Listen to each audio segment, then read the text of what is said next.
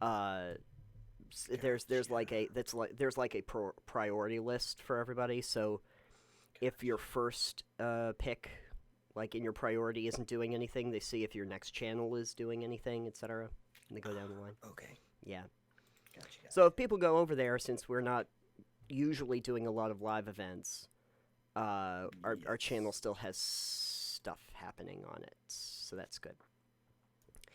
Anywho, so yeah, I've just been kind of looking a little bit on a couple of E3 schedules, but you might actually be able to find a better one. I just looked at the first few that popped up, so I was able to find one from Games Radar, but it's a little bit foggy. I think I had a little bit the better first time thing with that comes Digital up in Trends. Google, it's E3 schedule 2019, E3 2019 conference from Digital Trends. That's what and E3 that's what I'm looking at right now.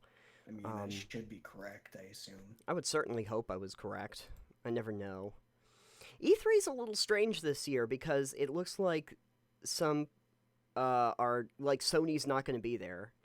They said peace out. Sony is missing in action, apparently. Yeah. EA is doing their own thing. They decided that what they wanted to do was they're having their own EA Play event, which is fun because it's the thing that we get to talk about first, since it's technically before actual E3. I love how they figured that out. People will be ending up talking about their stuff before the rest of the conference. So that's smart. That's smart. Hey, how's your week going before we get jumping into it? So I figured out the reason I didn't wake up to my alarm that day. Oh, what happened? So my alarm was set fine. Mm-hmm. The time on my clock, however, was 12 hours off. Oh, okay. Yeah, so That we popped a breaker one of the days this week, and I had to reset my clock because it does my room, my kitchen, and then one of the roommates' rooms. So we must have been using something at the same time. Yeah. And so popped a breaker. Yeah. I had to reset my clock and all the stuff. And apparently when I reset the clock, I reset it to 8:30 AM or PM. a.m. It was 12 hours wrong. Yeah. So instead of 8:30 p.m., you set it for 8:30 a.m. Instead of 7:30 p.m. I set it for 7:30 p.m., but my clock said it was 7:30 a.m. at that time. Oh. So when I got home the next morning for work and my alarm went off, I was like, oh. Yeah, that's because it was like 7:30 in the morning and my alarm went off. I'm like, oh, that's what happens. Okay, I get it now. That's the reason that happens. That works out great. I'm like, that's good thing I missed that interview from my alarm being 12 hours off. Good job, me. Yeah, that's good. Yeah, great. Well, hopefully that won't happen to you next time. Well, it's reset now. I'm just glad I wasn't late. I'm glad I didn't get late for work any of those nights. Oh, yeah. No, that would have been real good. That would have been real great. Yeah. Hey, DC, how's it going? Hello, going good. Right. Hello, and welcome to the place we're not recording yet. Also, I'm gonna turn my fan on. It is really warm in my room right now. It's really warm in your room. Yeah. Tell me about how hot here. Oh, okay. And I don't want to take off all my clothes, despite not being on video. So. Well, you know, it's your life. You do you. I did meet earlier. Phrasing. Oh boy, that was not good. Wow. You know what? I played mini golf earlier, so I got some sun. You played mini golf outside or on golf with your friends? I mean, we could play golf with your friends. No, I played. It's my friend Mallory's birthday, so her, Nikolai, and I went and played mini golf. Oh, that's a fun birthday. So I will endorse that. I'm going to turn my fan on and fill my drink up, and you can probably start recording or whatever in a minute. So. Yeah, no, we're streaming. We're doing that.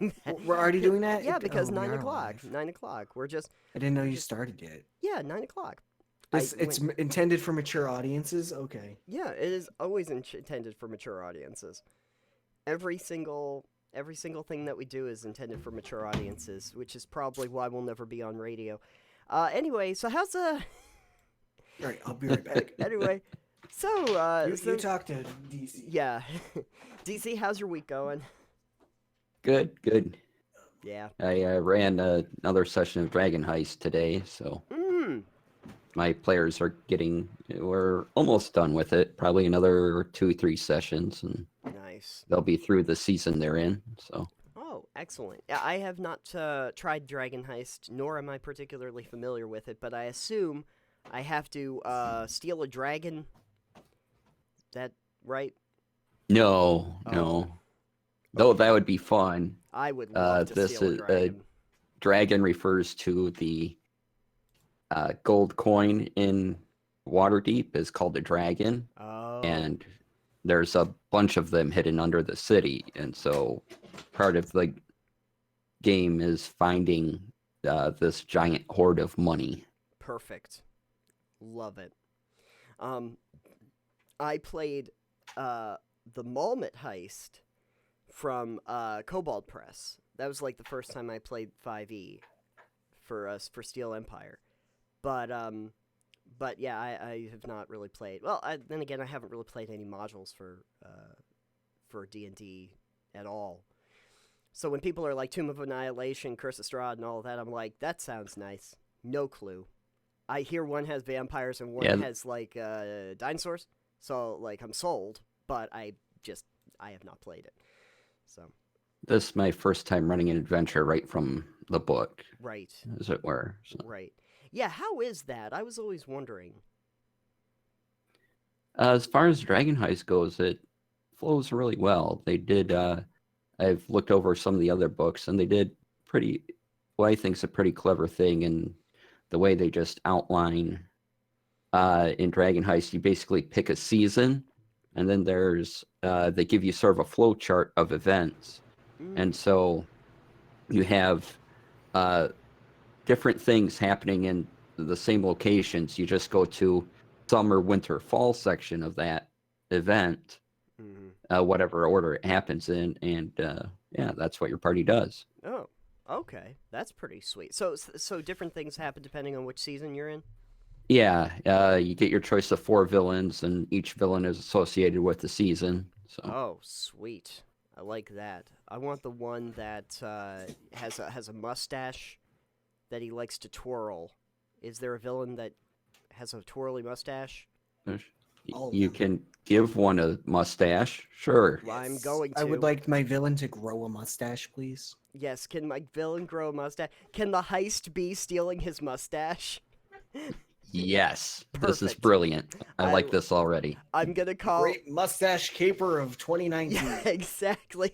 The great mustache heist of Waterdeep. Congratulations, folks. You're welcome. My players are going through winter because I found a lot of stuff amusing in there, and I added in things like a group of carolers that are being bullied and. As they should be. Yeah. Every day. And then does the party help them with the bully, and what happens if they don't? The party's Stuff like that. So. The party will always get themselves into trouble. It's like inevitable. And they're going to be obstinate. I found that much out. If it's not me, it's going to be one of the other people. But anywho, I think Paul and James are definitely thinking about joining us, but, well, they're late. So, you know what? Screw it. So tonight, so we had a lot of things that we're thinking about talking about, and then DC mentioned... a lot of things? Well, we had some suggestions about some things to talk about, but then DC mentioned that we are coming up very soon on E3. Man, I always get those two confused. But we're coming up on E3. EA3? EA3. E3A? Yeah, 3A. E3A. It's the kind of letter paper that you never use. We usually use legal. and we never get around to E3A. So, anyway. It's also apparently the beginning of Pride Month. Oh, okay. It's the beginning of Pride Month. Perfect time for those gaming. Of us, for those of us with pride. Pride of all kinds. Yes, I feel pride all over the place. I don't know if anyone here at the moment celebrates Pride Month or like actively participates in Pride Month or not. Yeah. I mean, it's not a big deal. But if you do, good for you. And it is that. Actually, I mean, yeah. Oh, I can share a great picture if you want. why? What do you have? Oh, Is it something? so I said I went mini golfing, Yeah. right? Yeah. You Well, went we went mini golfing. golfing. We went mini golfing, and then we came back here to hang out Yeah. until her boyfriend picked her up to go to the movies. Uh-huh. But we did a thing with my hair. Oh God, no. Yep, I'm gonna share it interactive because No. oh boy, interactive yeah, whatever. No. So we did a thing with my hair, and No. it's very much exciting because there you go. Holy God. That's awesome. Jeez. How did you like doing mocap work for Brutal Legend? Did you get to meet Jack Black? Was that fun? It was the most fun. Jack Black is awesome. Yeah. Are you gonna be able to be on Jablinski Games at some point? You should definitely hit him up no. for that. Definitely, probably not. Oh, you didn't take it's my actually suggestion. gonna be. Oh man. It's actually going to be purple too, but the purple we got wasn't the right one because it needed a different developer in it. Oh, okay. So we just went with pink, and we'll throw the purple in later. And I still need a haircut, so. Oh, okay. Nope. see. I asked, and a couple people said pink, and then she said pink, and I was like, apparently 3 people say I should do pink, so I guess I'm doing pink hair. That's the pink trifecta right there. But you didn't even. I said gold. No, mohawk. Nathan. No gold. No. Gold mohawk. First of all, no. Second of all, Awesome. no. Third of all, no. Gold and mohawk. Come on, that's perfect. You're practically halfway to a Super Saiyan by that point. How can you not be happy with this? You're in great man. shape. No, see, the Super Saiyan starts with a black faux hawk, Okay. and then they go Super Saiyan and becomes a black mohawk. So okay, yeah. And then you go Super Saiyan, what is it? Super Saiyan 2? Yeah, Don't it's ask 1, me. 2. I don't. Yeah, really it's know Super much about Saiyan, it. Super Saiyan 2, Super Saiyan 3. Okay. Yeah, you know, there's a bunch of different levels of Super Saiyan. Yeah. Then Super Saiyan 2 is you go, it goes gold mohawk to like gold really long mohawk. Okay. Like, yeah. Yeah. Then it just gets longer from there until you've got like a mullet with a hawk. That's great. That's great. I was kind of hoping that you might do that, or that you would do like a Sonic the Hedgehog thing.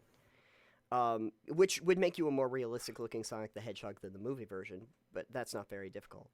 I don't want to. I just, if you want to go from like a black mohawk to like a gold mohawk, what you do is you get those like chrome like highlights, so that when you get into the sun, all of a sudden it like shows, it like shines like the bright light of heaven has descended down upon you. They do that, right? Oh, yeah. That's a thing. I don't know. I don't have Okay. like a lot of hair to work with, so I don't know how hair works. So, That's true. You do not. Anywho, because- well, okay. So that was Alex's hair adventure. We got that out of the way. Yeah, we did. It's. Is that coming totally- for the Switch? It's coming for the know- Switch. It's great. Oh my god, the motion controls are amazing. It's so much fun. It's gonna be This is Let's what Go Vietnamese Alex means. Chu.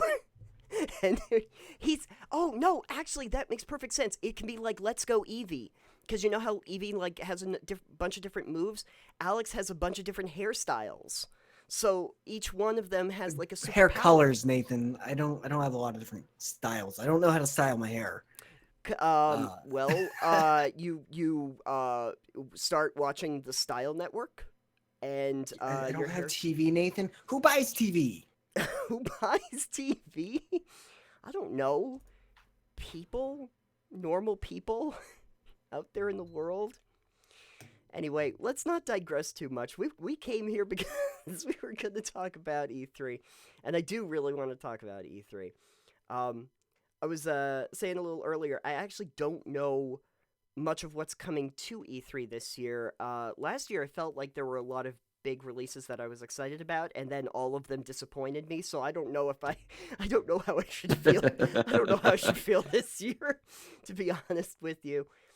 But I do have a press conference schedule listed so that we can look through it.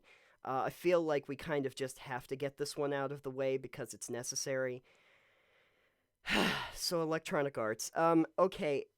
EA is not actually going to be at E3 itself. They're going to be hosting an EA Play event from June 8th to 9th. So this is like right before E3 itself.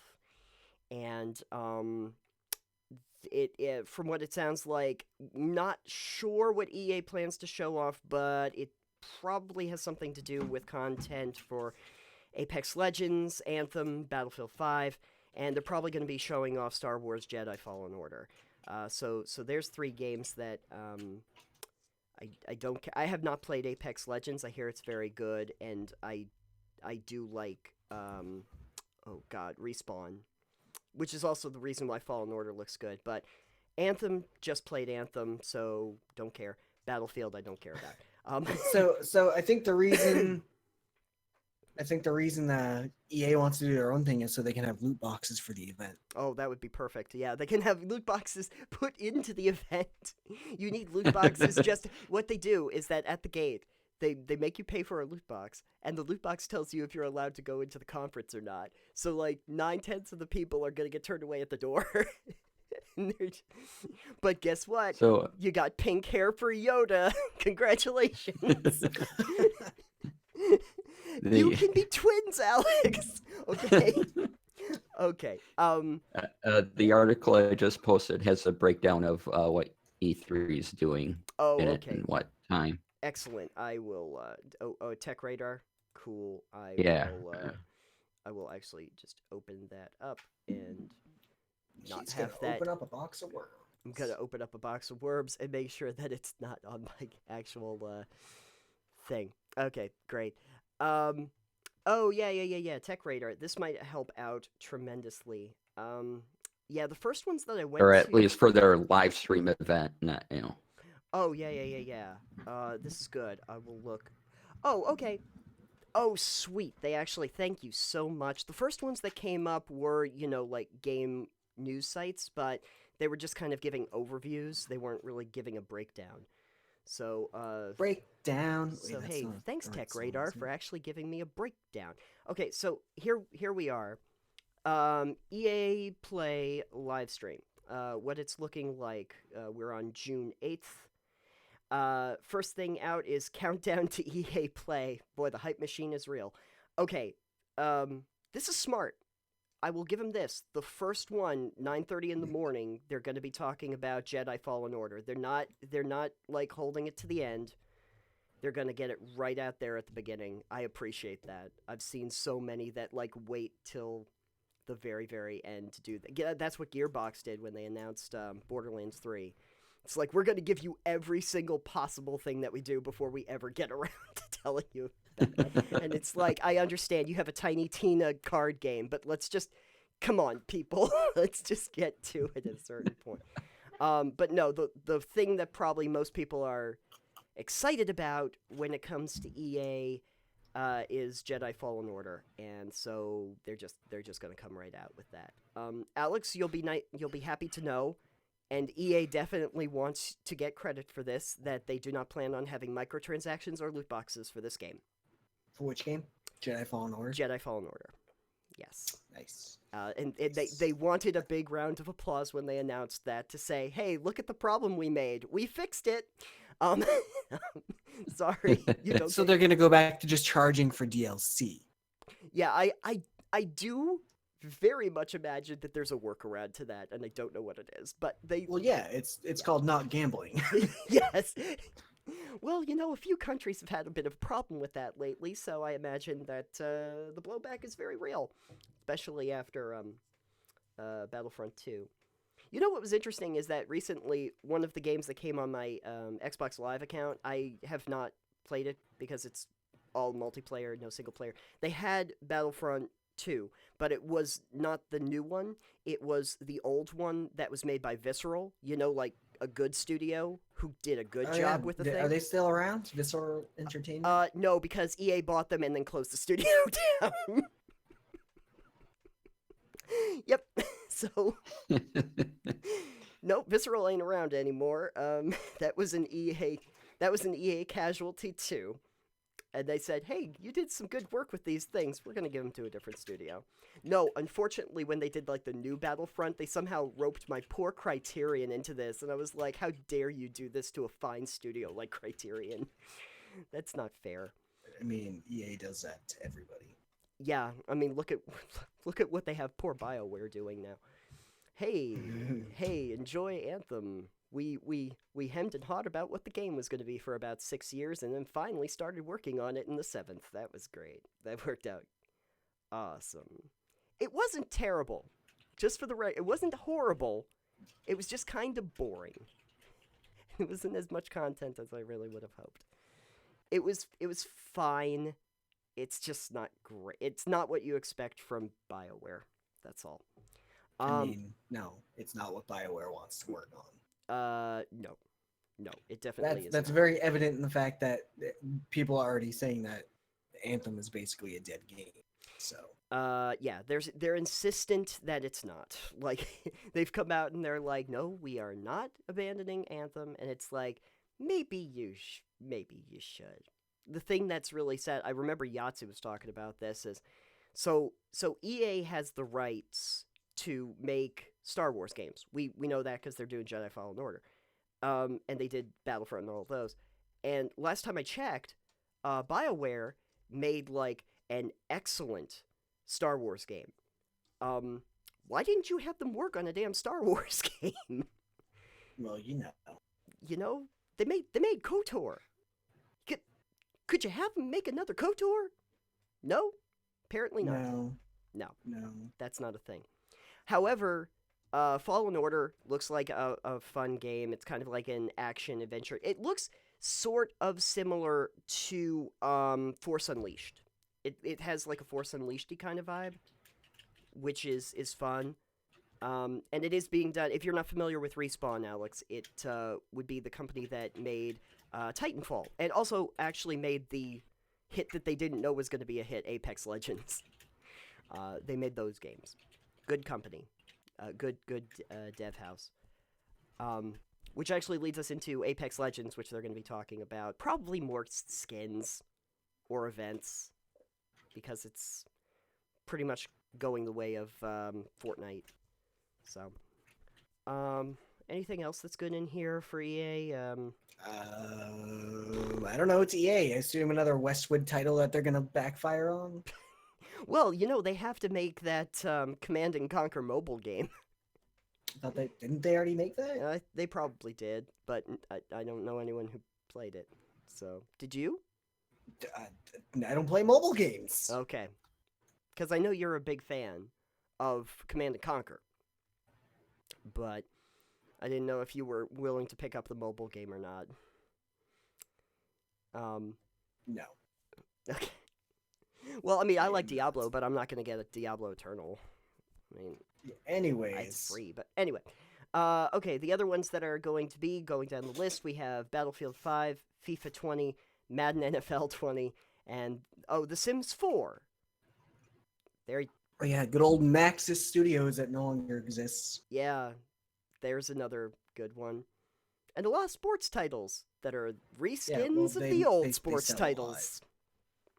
Those sell a lot, actually. So. Oh, that's why they keep making them. Because if you think about it, you have to update the models and stuff like that, and you have to update the player rosters. But I've played some of those games, like more the 2K line than the EA's line, just to see what they're like. Just like NBA Live, I tried like NBA Live. And I have to say, like, I couldn't tell you the difference between year to year in terms of the gameplay, in terms of the modes. They don't change a ton of stuff.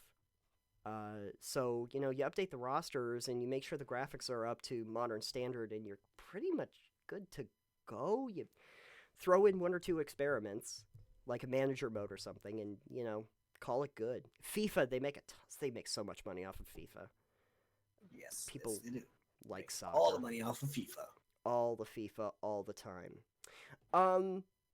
Also in Respawn, they did also say Respawn will be there. More than likely that we might hear something more about Titanfall 3. I was just mentioning Titanfall. That I'm actually excited about. I will actually say I'm excited about Titanfall 3. Have played Titanfall 2. Surprisingly good. It's a first-person shooter with giant mechs, which is... I know what Titanfall is, thank you. Okay. I didn't know if you had... I didn't know if you had played it at all. I have not. Okay.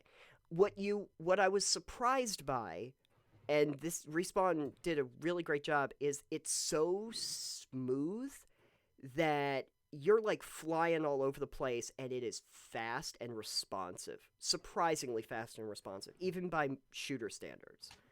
And it really is. Like, you're running on walls, you jump into the mech, now you're in the mech, and shooting away, jump out of the mech, and it's real fast. Very nice. So that's good, and Apex Legends, of course. All of their sports stuff, and NHL, all of NBA Live, they're doing all that stuff. DICE Studios, anything that might... PopCap. PopCap is now under the EA. Oh, they wanted to get on that Peggle market? They wanted to get on the Plants vs. Zombies market. I mean, that's fair. They wanted to get on the Plants and the new stakeholder of the Need for Speed franchise, Ghost Games. Yeah. Ghost Games is the new stakeholder. BioWare debuted a trade... Oh, last but not least, BioWare debuted a teaser trailer for Dragon Age 4 at last year's Game Awards, so it is possible that we'll hear more about that. Okay, that's good. BioWare doing an actual RPG again. If they don't get shut down, sure, yeah. As long as they don't get shut down first.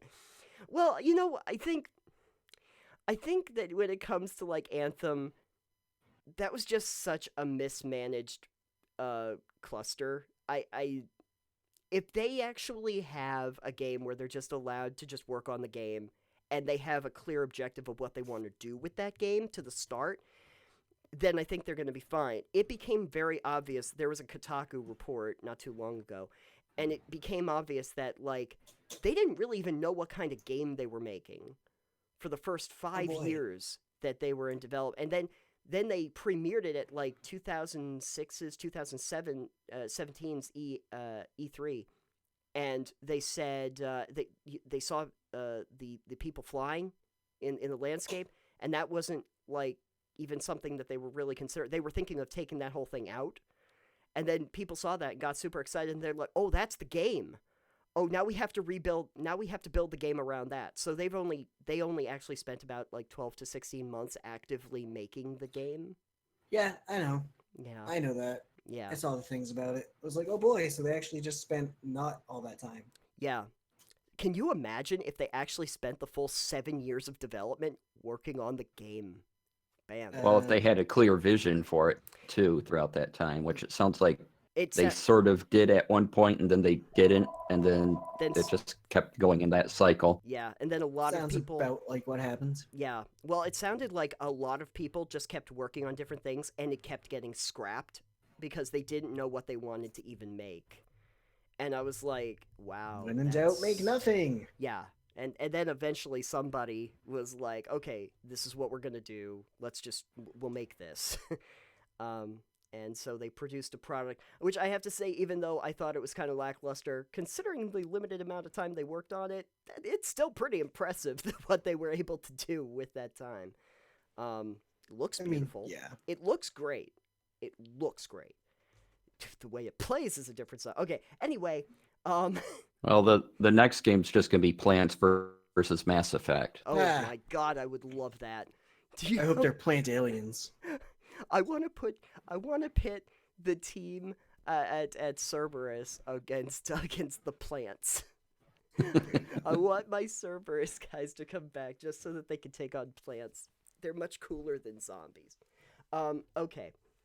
Let's move away from EA because we spent too much time talking about EA. Ooh. I mean, they buy everyone, so why not? Yeah, I know. Technically, to talk about EA now is to talk about 15 other companies. But let's talk about Square Enix. Let's talk about Square Enix. Because that is the next one down on the roster here. Keynote for Square Enix is going to be on the 10th. Let's see. We're on Final Fantasy, what, 17? 16? We're on Final Fantasy Well, they're doing the 7 remake. Yes. So. Apparently. Yes, they're doing the 7 remake. You know that the fans are ravenous when they can be this excited about a remake of a game. That's pretty impressive. It'll what did I hear? It's not going to come in 4 discs. It's going to come in 4 chapters, so you have to spend $100 on it. Yeah. Yeah. Or what, $200 on it, because it'll be $50 installments, probably. Right. Right. Exactly. You know what? I did not get to play Final Fantasy VII. I didn't want to play Final Fantasy VII. Why didn't you want to play it? What? Why? Why didn't you want to play Final Fantasy VII? Yeah, Final Fantasy VII was one of my favorites. So. And that right there is the reason I didn't ever want to play it, because everybody is a fanboy about it. Oh, fangirl about it. Oh, why do you have to be like that? It's okay for you to like popular things. I know. You're I just don't like to allowed. like popular things. Well, but that doesn't even make sense. I'm going to tell you the reason that doesn't make sense. Because if the stuff that you like then becomes super popular, are you not going to like it anymore? Like if Rick and Morty, you love Rick and Morty. I know that. If Rick and Morty... Yeah, but I don't love it because the fan base loves it. And I don't listen to the fan base because they're ravenously stupid. Well, see, you can just do that for the Final Fantasy series, too. No, see, the difference is people don't go, oh, what? You don't like Rick and Morty? You should totally watch Rick and Morty because it's the best show ever. Right. They just try and make the show sound like it's the smartest thing in the world. I'm just like, you know. Final Fantasy VII, however, everybody goes, it's the best game in the world. Every other game is subpar compared to it. Oh my God, you're going to love it. It's the best game ever. Mm-hmm. And I'm just like, you're wrong. Well, usually... Yeah, I don't think it's the best ever. I just really enjoyed it. And I'm probably not going to get the remake, but I don't know why we need it. But sure, because they had that demo one year at a E3 or something, and people got excited for it. And... Well, yeah. Well, a lot of the fan base does go, oh my God, this is the single best game ever, and are really ravenous about that. Well, the thing about it is, though, like, I actually, like, had gotten Final Fantasy VII. Like, they were doing a whole sale back when I had my PS3 for, like, some of the old titles. And I ended up, like, oh, yeah, for, like, a few bucks, I'll get 7 and 8 and 9. But I started to realize that it just, they didn't age very well for me if I was going in to start. And I didn't really like the controls, and there were just a lot of things that were just taking me out of it too quickly. Final Fantasy VII, literally the first battle I got into, I was so lost, I died immediately. And I was like, this is going to be the rest of my time with this game. I think I'm going to... So, for me... Well, that's one of those things, too, though. The nostalgia for games we used to play when we were growing up is a big part of why we enjoy those games. If you were to play one of those games that just came out now, you'd be like, what the hell is this? Right. Well, see, that was the whole idea I had when I did, like, re-reviews, when I was starting to do that, was the idea of, yeah, you played it before and you probably had impressions, now you're going back. Do these games hold up? Even if it's more recent, but if you go way back. And the ones you don't have nostalgia for generally don't hold up as much. No, they don't. Because you've gotten used to it. You expect it. On the other side, if you like the indie game market and all the 8-bit and retro style games, you know, that's different. But if you're more used to like today's gaming and how that is, then it's like, all right, these are totally different. Yeah, the irony is that, like, I kept saying how much I really didn't care for modern studios using, like, the 8-bit style, because I felt like they were just trying to capitalize on the nostalgia market. Oh, they are. But then... That's basically all they're trying to do. They're like, oh, we can get away with not doing high-budget games for visual aid? But then... Ooh. But you see, but then there was a game that changed my mind, which was Stardew Valley. Because... Hello? Hello, Hello, hello, hello, James. Hello. Welcome. Hey guys. Hey, welcome to the party. We are just chatting a little bit. You're So partying this place up. we are partying this Well, place up. We're talking. Actually, we're on another digression because of course we dragon. are. We're on a digression and a dragon, both of those things. Ride Oh, it, I ride like it. the sound of both of those things. Digressions and Dragons. Digressions Yeah. and Dragons, which is no longer a thing, but we do remember it fondly. Um, but what I was saying though, Alex, was I did not like the retro 8-bit style, and I thought that it was pretty gimmicky. Then I played Stardew Valley, and I was like, yeah, despite the fact that it has the style, it plays so well and it's so engaging that I forgive it. And then I realized when I went back and got to play the multiplayer on stream with other people, oh my god, I realized this game is future proof. It was so good to begin with, and the graphics will never age. It's already it was built this way. The graphics will always be as good as they always were. Somehow that's brilliant. The Yeah. sound design, everything. It's a brilliant game. So there are exceptions. But Oh, there's always exceptions. there's always exceptions. But I'm interested in the Final Fantasy VII Remake only because I think with a modern update to it, I think I, being new to it and not having experienced it at the beginning, am going to appreciate what they do. Possibly. Yeah, I can see that. Yeah. You know, I really like Final Fantasy IX. It's one of my favorite Final Fantasies. And so, I don't I- think I know I played some a 8. lot of people don't like that one, I and didn't I didn't play really 9. like 8. I didn't mind 8, Played but a little. I didn't really play a lot of it. I really got into 10, Oh, yeah. Yeah, 10 was fun. Yeah. but then the other ones, it's like even 11 and 12. Which one? Yeah. Offline. 12 was offline, I think. Like, 11 and 14 were the online ones. Yeah, 12 I didn't really like.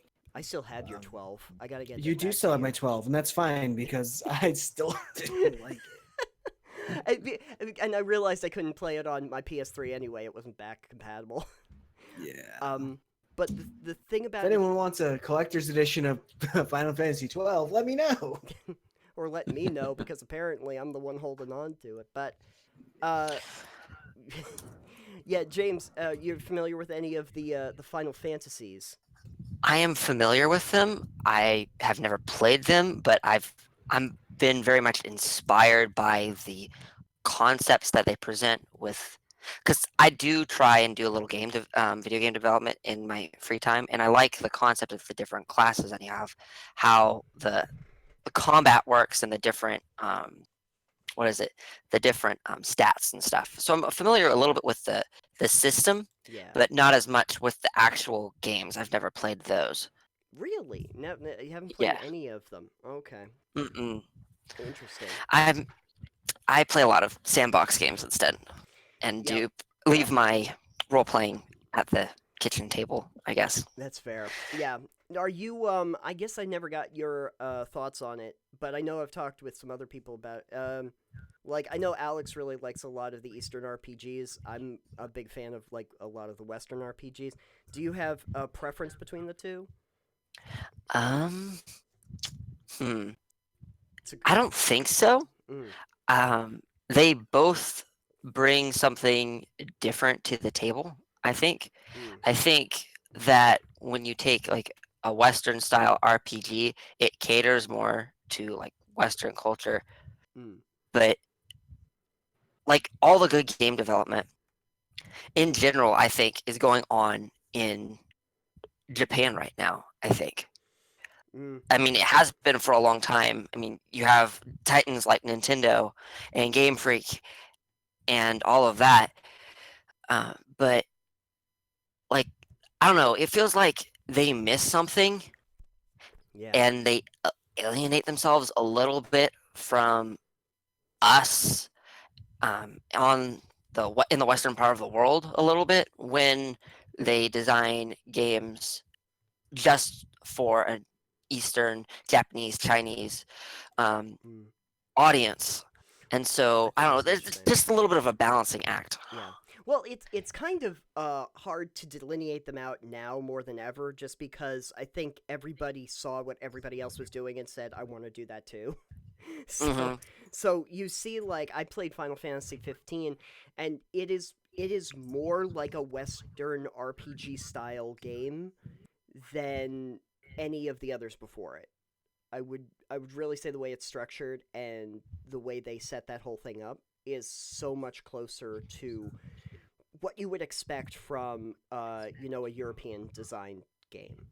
It's closer to like Witcher in terms Right. of its structure. But then you also have some of the Western games that started to try and take that sort of approach that you're familiar with from the old school Final Fantasy games. So it's an interesting thing where even saying Eastern and Western RPGs is sort of a misnomer now. hmm It used to just a few years ago. It was a lot easier to tell. Speaking of which, it Mr. Nomer. talking about the misnomers, since we're talking about since we're on Square Enix, um, let's see. It looks like so Square Enix been fairly quiet since Kingdom Hearts 3 came out, and everybody was like, I still don't understand this damn story. Fair enough. yeah.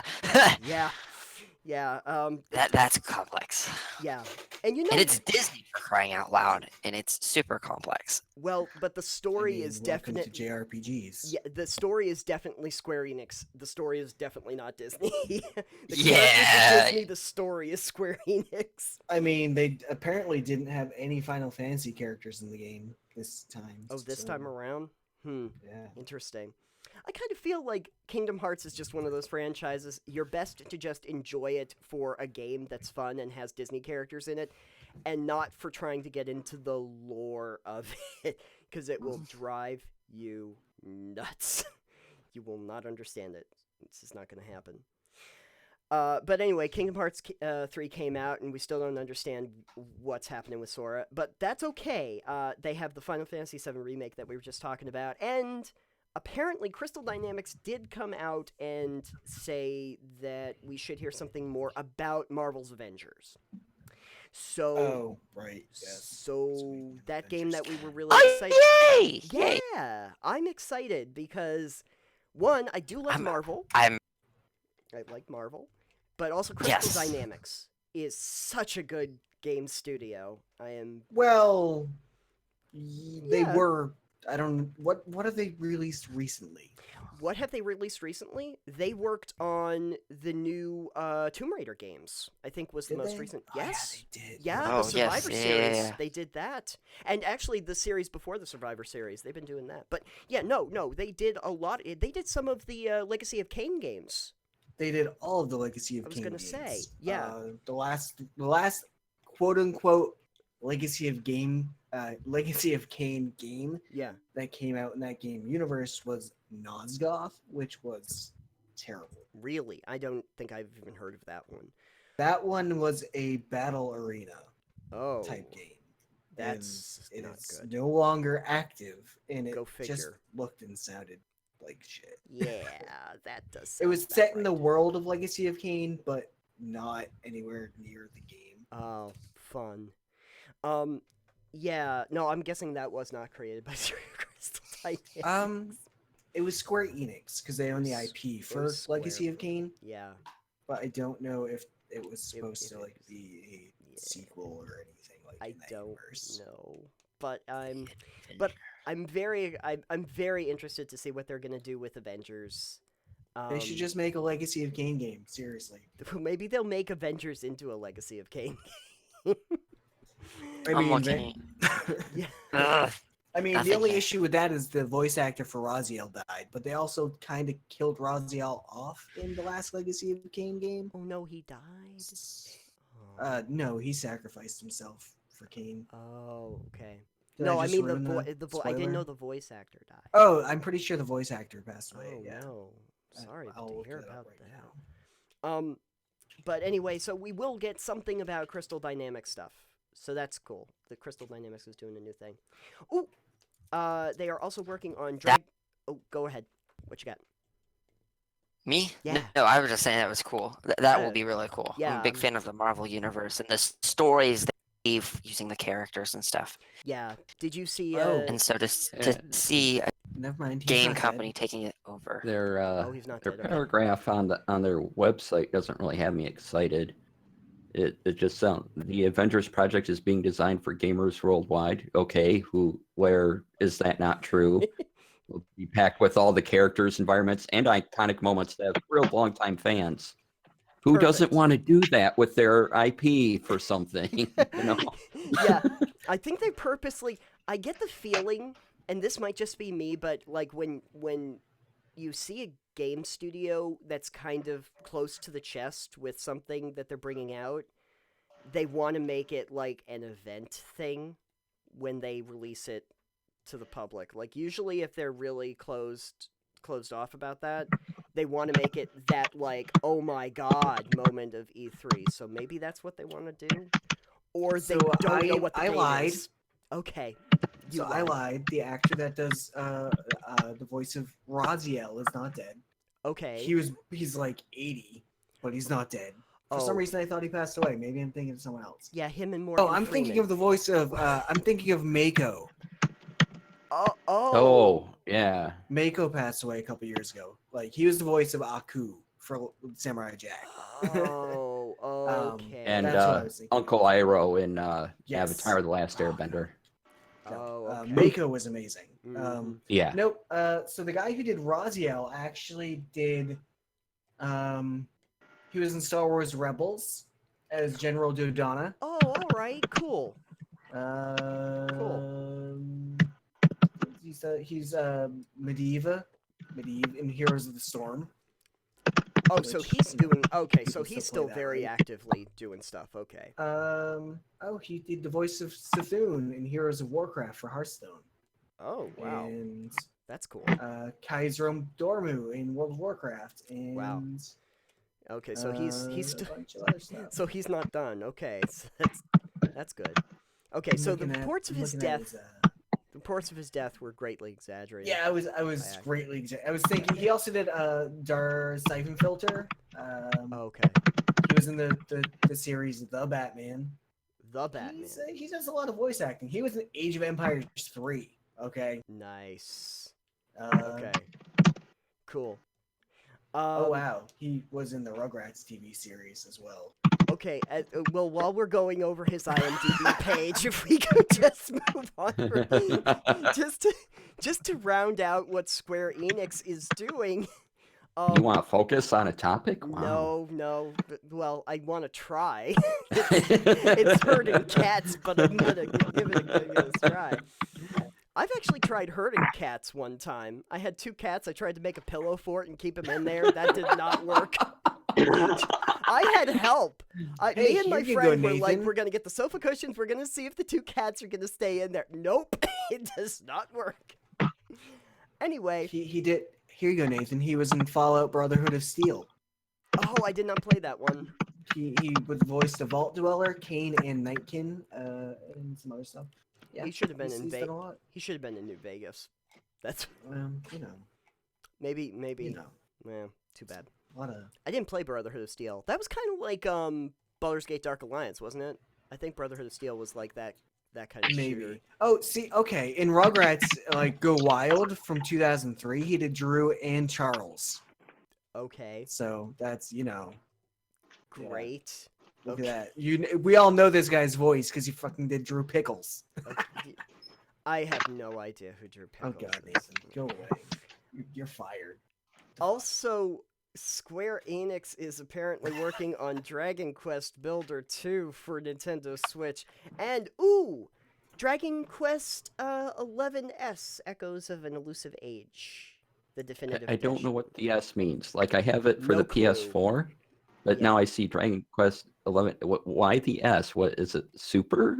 'Cause What? it's Well, what does that do well, it's the S class. It's the S. for the game? What happens is you get the game, but it has like those side strips on it that make it super special. You have to get those installed okay. on it on the disc. No, It's like they put flames on it. So. Yeah, I don't know. It doesn't relate to definitive edition or anything. Hey Nathan, What? sorry, I'm still on this because I'm just looking at this guy's extensive Jesus IMDb Christ. history.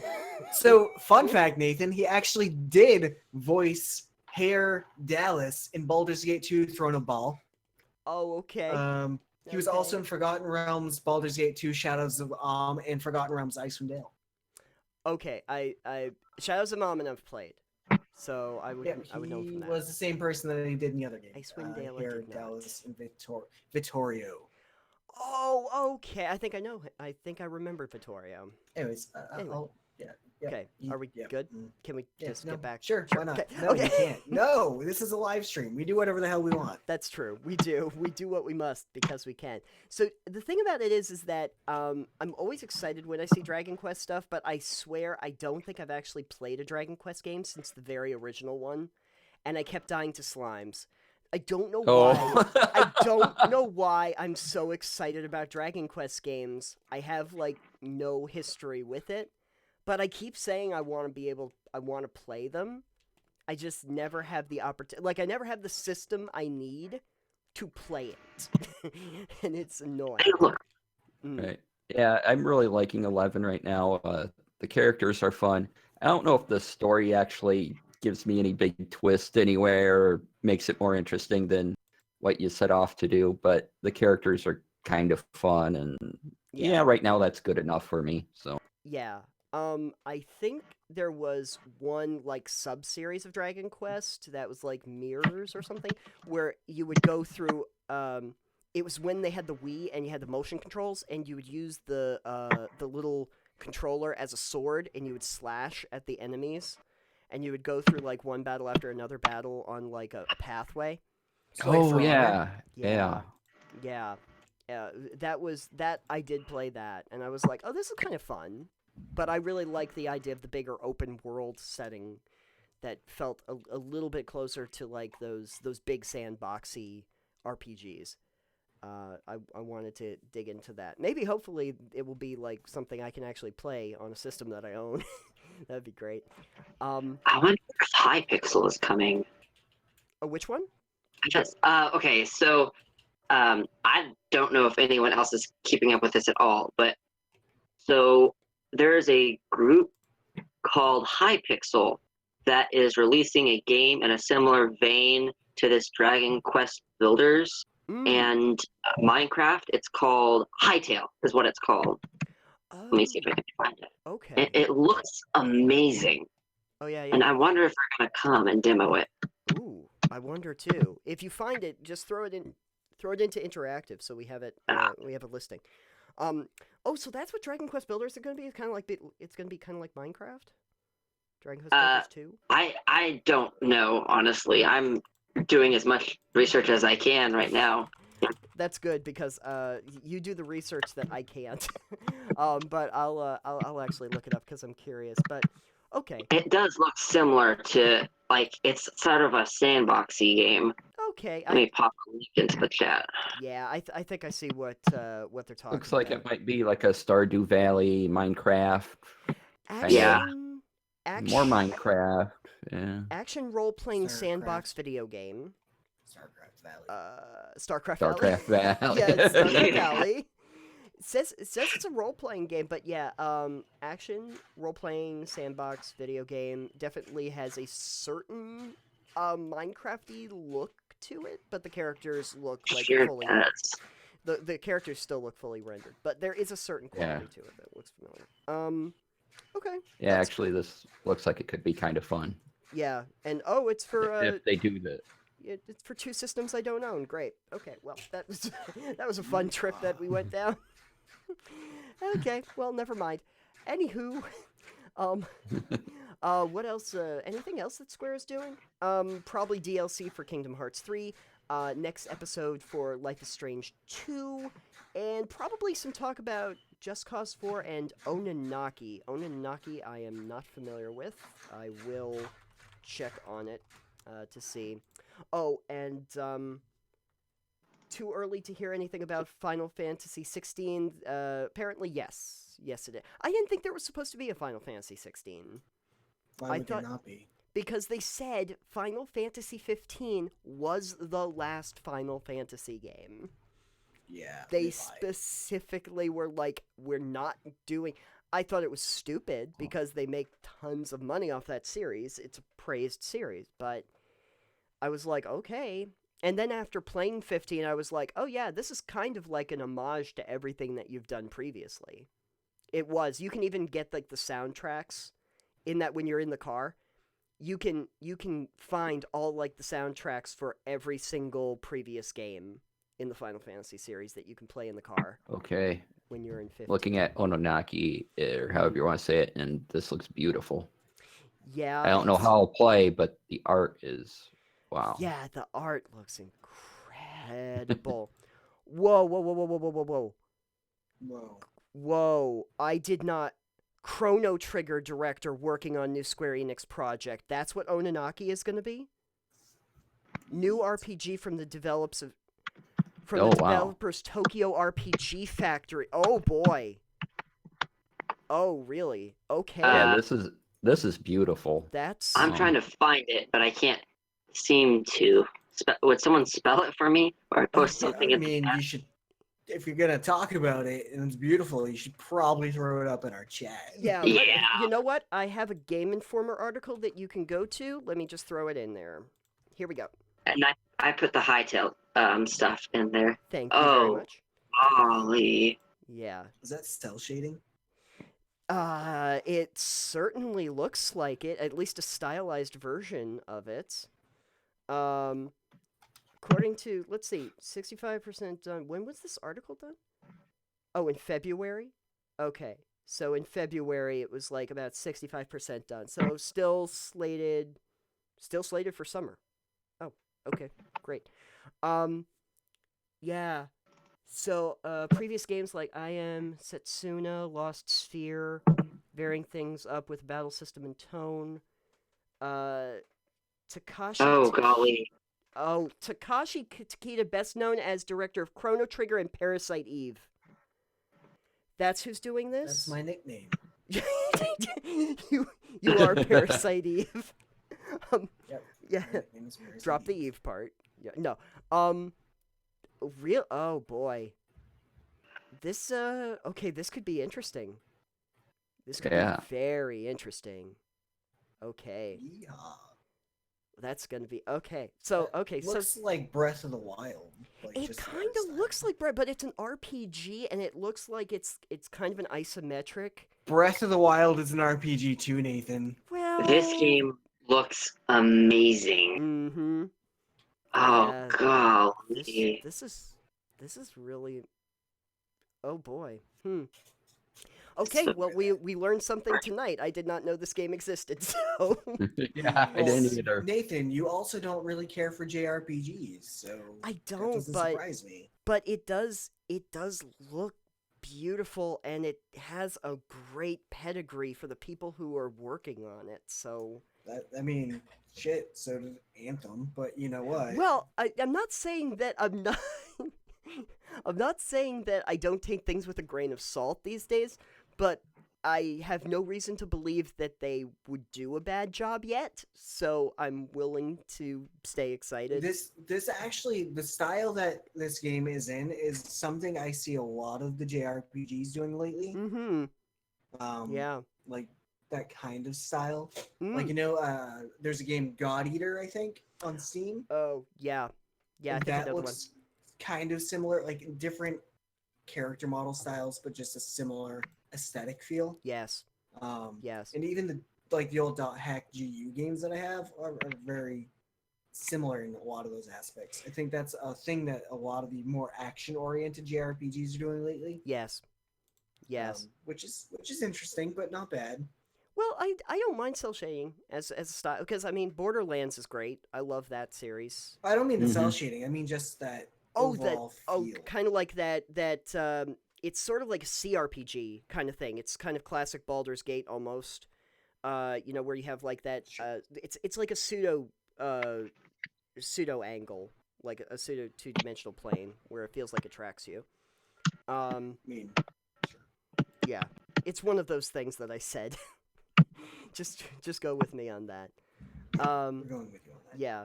No, the the artwork looks beautiful. So if nothing else, it's gonna look good. I don't know how it plays, but it's gonna look good. So get ready for that.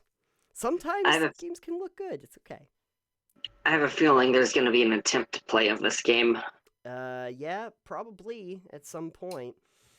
We'll see. I don't know if Nathan attempts to play games that are good. I think he attempts to play games that are bad. Well, the ones that are most successful that people like are the ones that are bad. I do play games that are good. And then I play Then it's not games... an attempting to play, it's an actual live play game. Then it's ones that I'm surprised by. Some games I'm surprised by play. Yeah. Well, like what was the one that I played? Oh, Assault Android Cactus. I had gotten it. It was like free for my Xbox Live. It was my Games with Gold, and I was like, all right, I'll try this. And then before the end, I'm like, oh my god, this is so much fun. Because it ends up being like a twin stick shooter with this girl who's like a cyborg ranger who's going to destroy mechs all day with giant guns and flamethrowers. I was like, this is cool. I'm so happy. But then there are ones that I think are going to be good, like Call of Cthulhu, and I'm like, I'm so damn bored. Just make this game stop. I want to get to the end. Well, I mean, you personally need to realize games that are and aren't your style as well. So yeah, but see, I like to play games that are outside my style to see, if they're good or not. I like to diversify. I like to diversify my game diet, Alex. I have a game diet. Game diet? I have a game diet. Diet game? Yeah, Anyways. it's like Diet Cola, but Diet Game. Let's move on from Square Enix. Let's see here. What is going on with our friends at Microsoft? Okay. Well, I do know that Minecraft Earth is going to be coming out, but I don't know if that's going to be at E3. The what? Minecraft Earth. Oh, it's the augmented reality Minecraft one? Yeah, looks cool. That's pretty sweet. It's like Pokemon Go except Minecraft. Yeah, pretty much. They do absolutely not a ripoff, but it's gonna be Does cool. that mean? I mean, Pokemon Go is a ripoff of Ingress because it was by the same people. So I mean, whatever. Does that mean I can craft a bed in public and just go the fuck to sleep? Are you augmented reality? Yeah. Alex? Yeah, I'm going to. Yes. Like, I better have like a 3D printer attached to my phone to print the fucking bed out.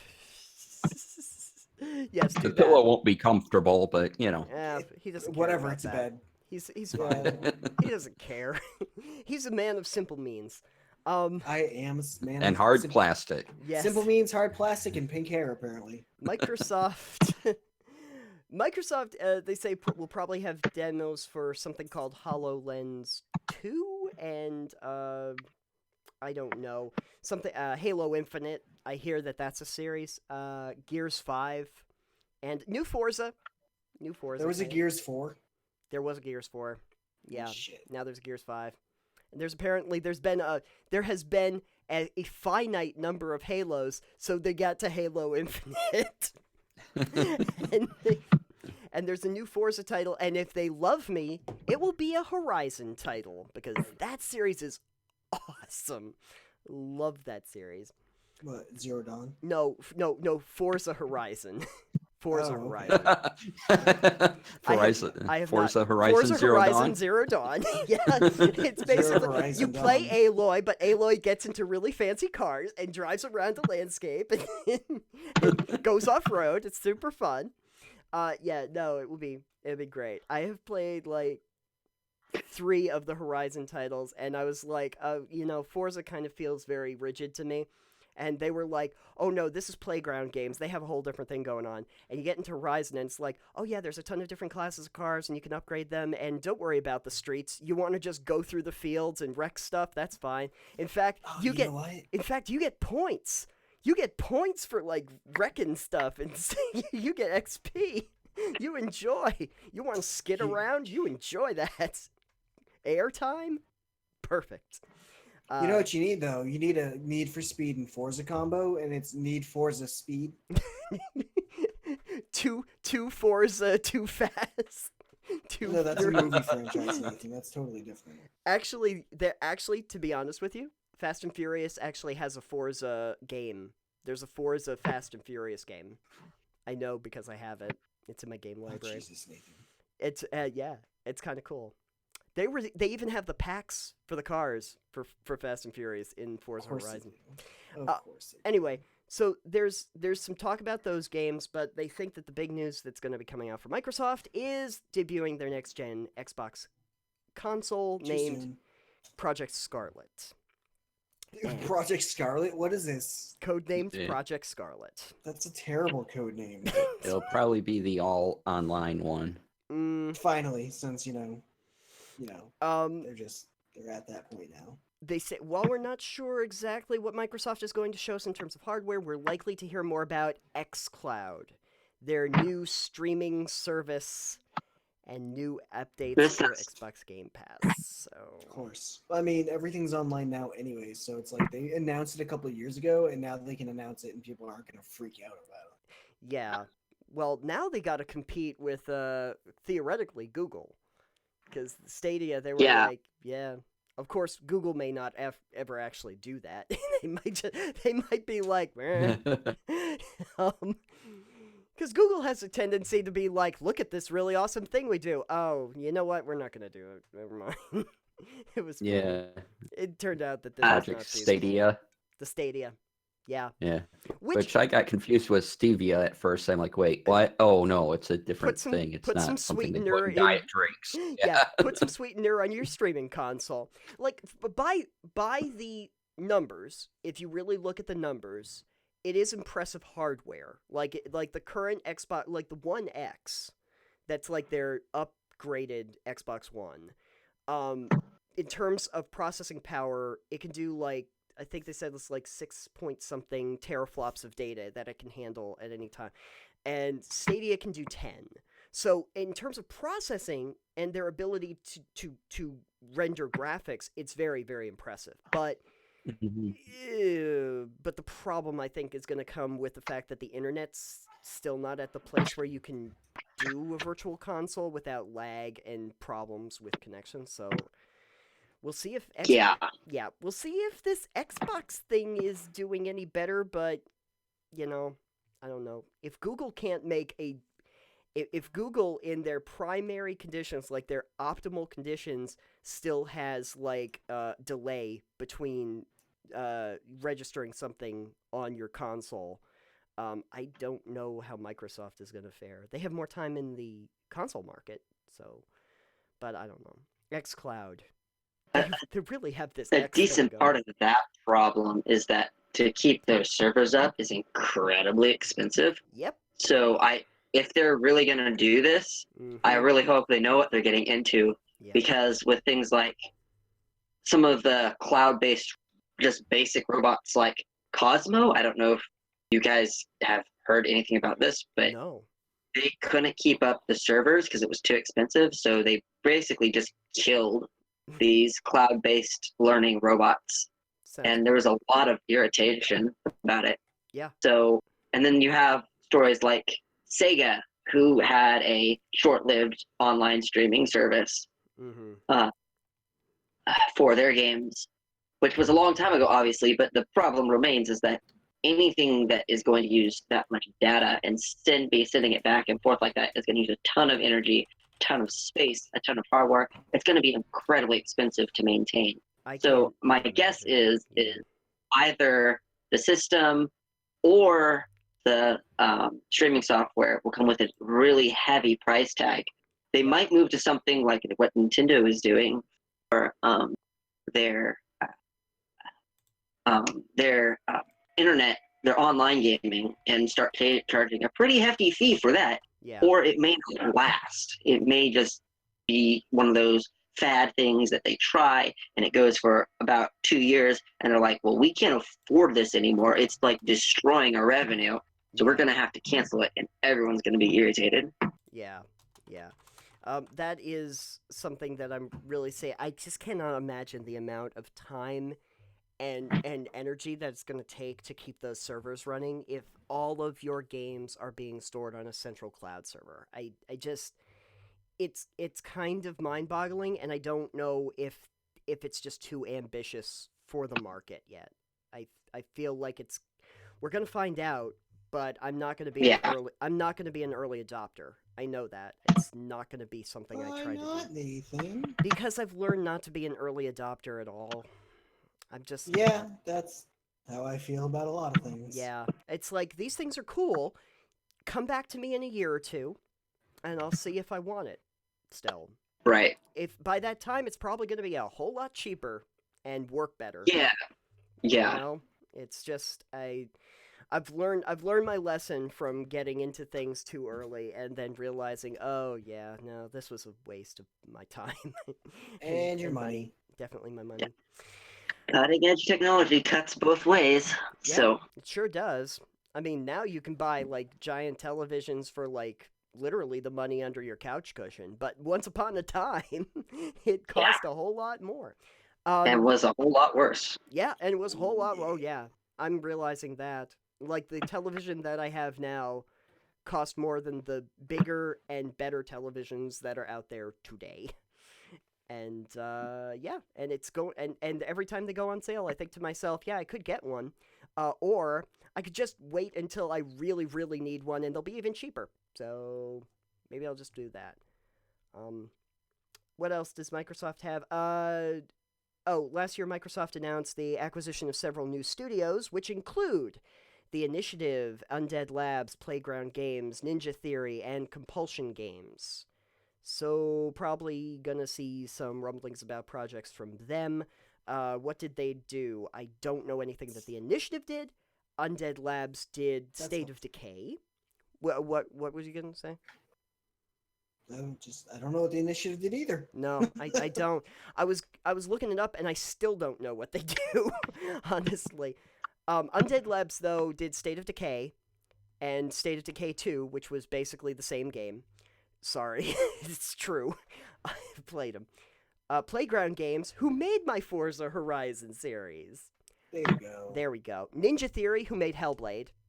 Senua's Sacrifice. They also did the DMC Devil May Cry.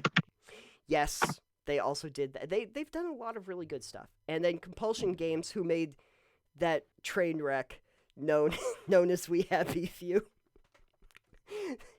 And also the fun little indie game Contrast. But Oh, they made Disney Infinity. That's interesting. Did not know that. oh, who did? Oh. What is it? Ninja Theory. Ninja Theory. Oh, Ninja Theory, yeah. Oh, Ninja Theory did that one too. Okay.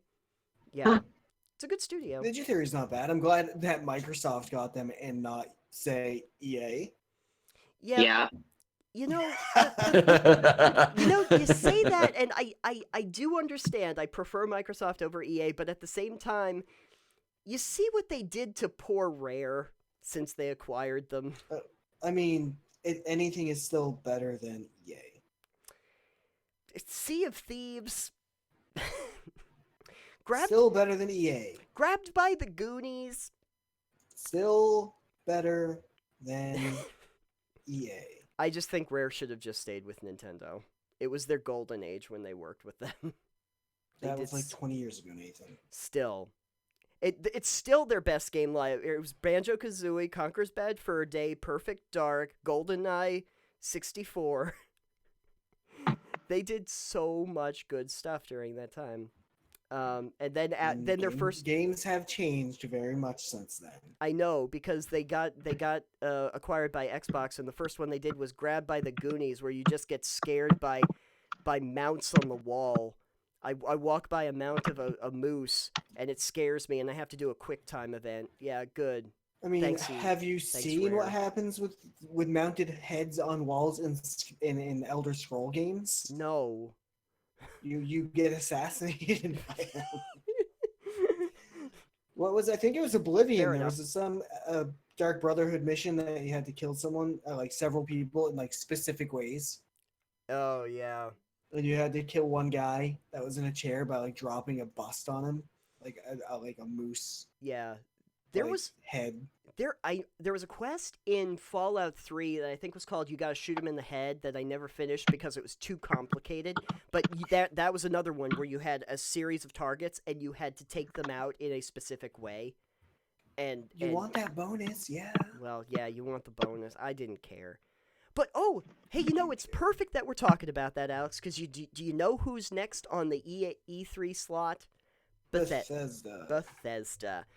Which is great. We get an even better screensaver for Elder Scrolls 6. I'm so excited. They're like, we're gonna do not Fallout 76 this time. Oh no! You're gonna hear updates for the Elder Scrolls Online and Fallout 76. Oh boy.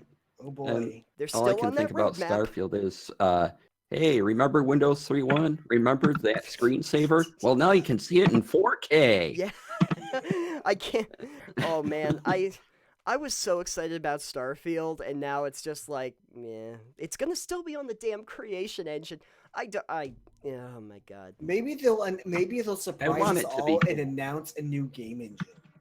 That would be probably the best thing that they could do. Honestly, that might They'd be be the like, best guess thing what, they could guys? do. We'd be like, Fallout 7 6.1. Yeah. They're like, new game engine. We're like, what? Yeah, I think that would actually be the best reveal that they could do is, hey, we're actually building everything in a brand new game engine that we've built from the ground up.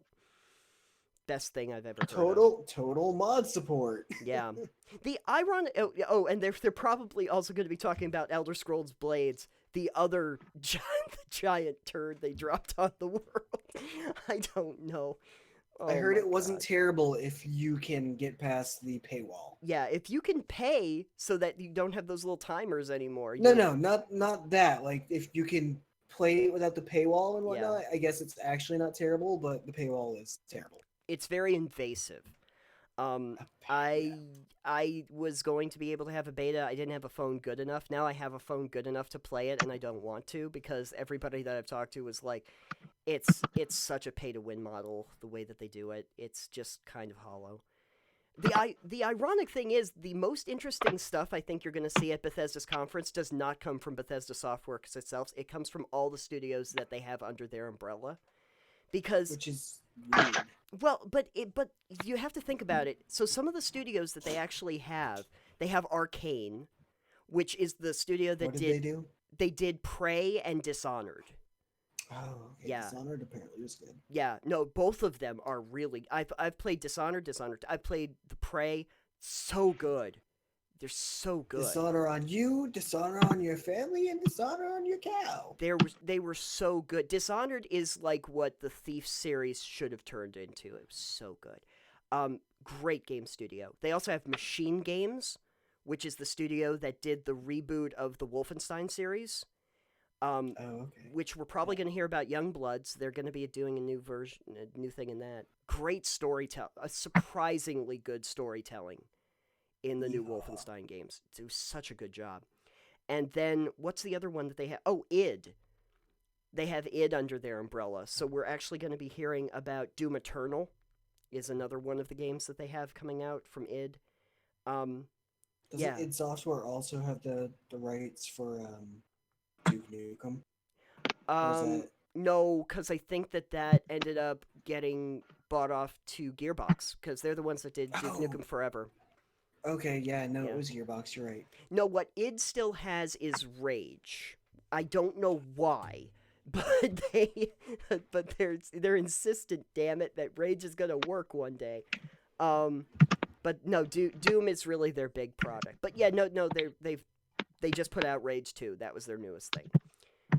But yeah, it is strange, but I really am so much more interested in what their studios that are underneath Bethesda are doing rather than Bethesda Software itself anymore. Well, that's because Bethesda doesn't know how to make a new game engine and is still running on the Creation Engine. And Bethesda has kind of lost their way. I still maintain that if we could get BioWare and Bethesda to team up.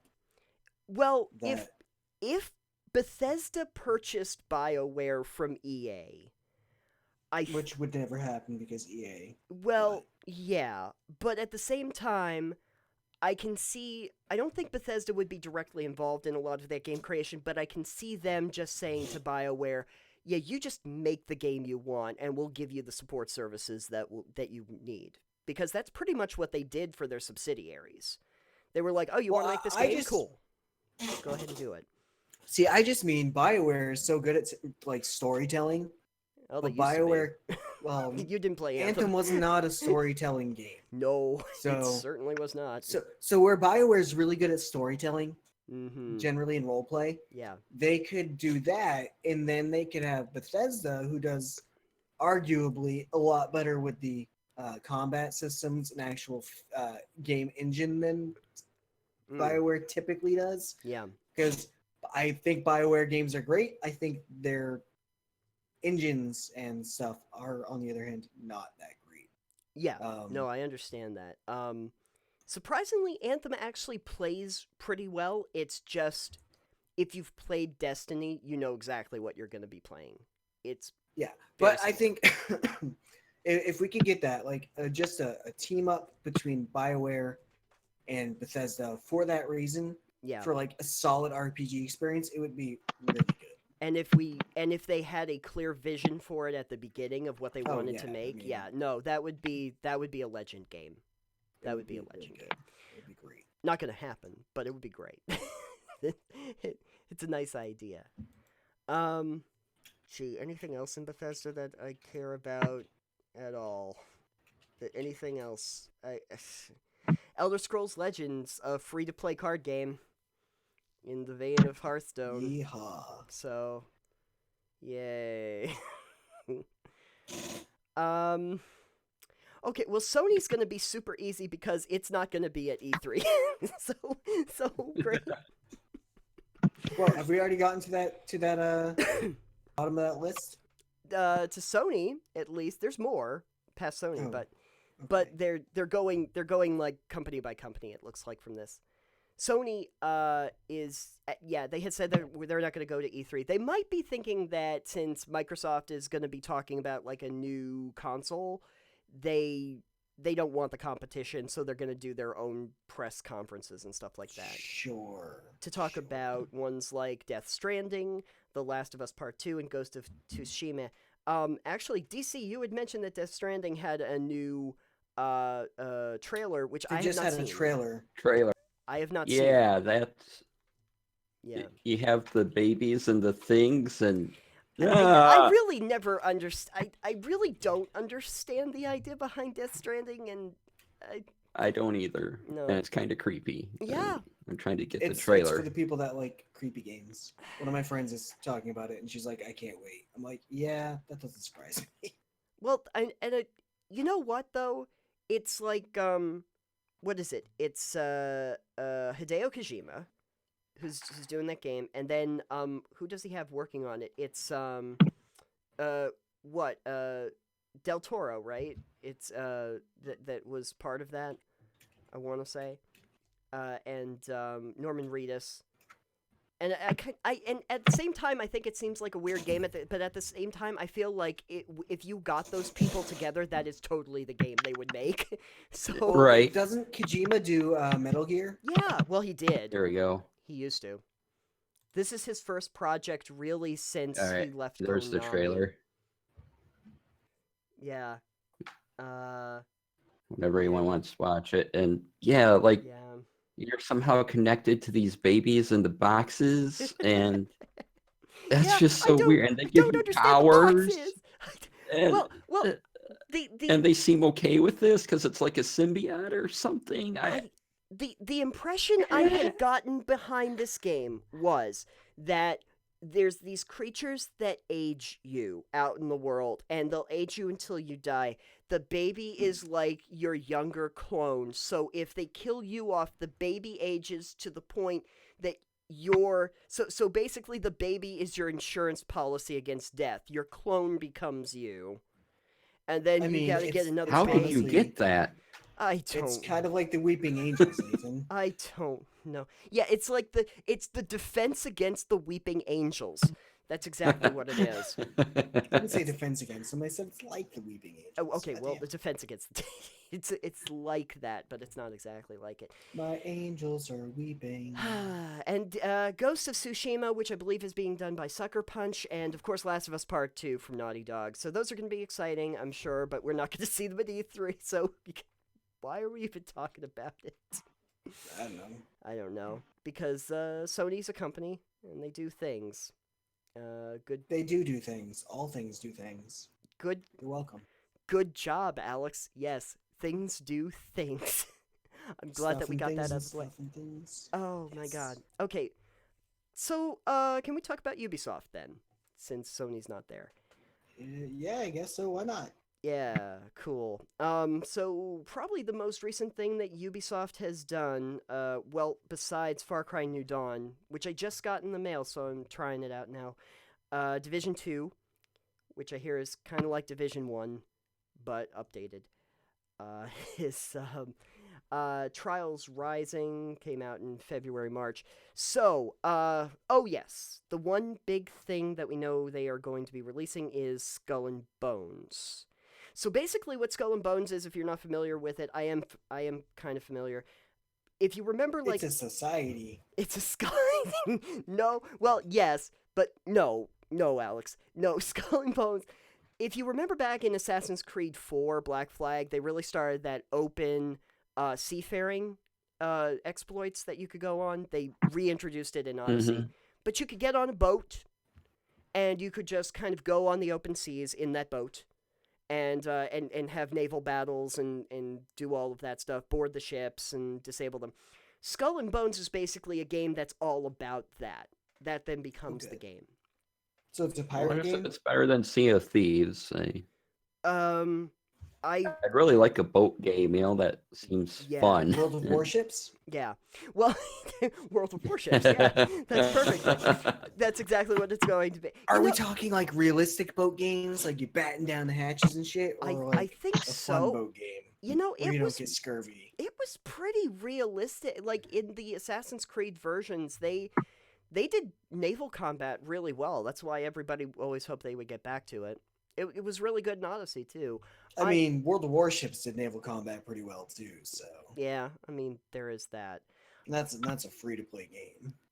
I understand that, but, I'm actually going to imagine, because Ubisoft, for me, is a company that they kind of make the same game over and over again, but I do like the game that they keep making over and over again. What? Saints Row? No, it's not Saints Row. But from my experience, I've played so many Ubisoft games, it's not even funny.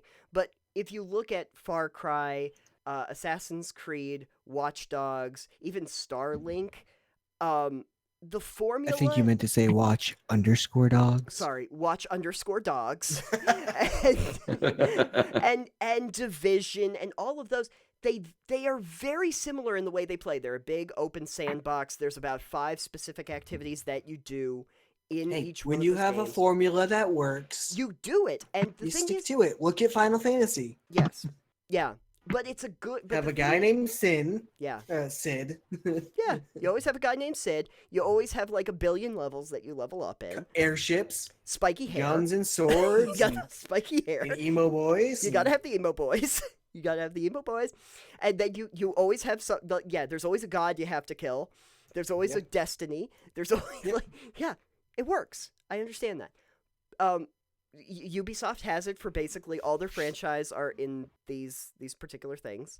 And it works, and it's fun. And so I say if they're going to try to do that with Skull and Bones, yeah, it's probably going to be pretty good. It will be repetitive at a certain point, but it will be very well polished.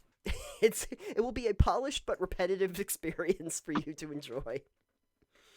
Hey, look, Odyssey was pretty... I was surprised by Odyssey because it was incredibly repetitive, but I played it for like 90 hours and will gladly go back to play more of it. I mean, just very Minecraft engaging. is a game with like 5 activities. Yes.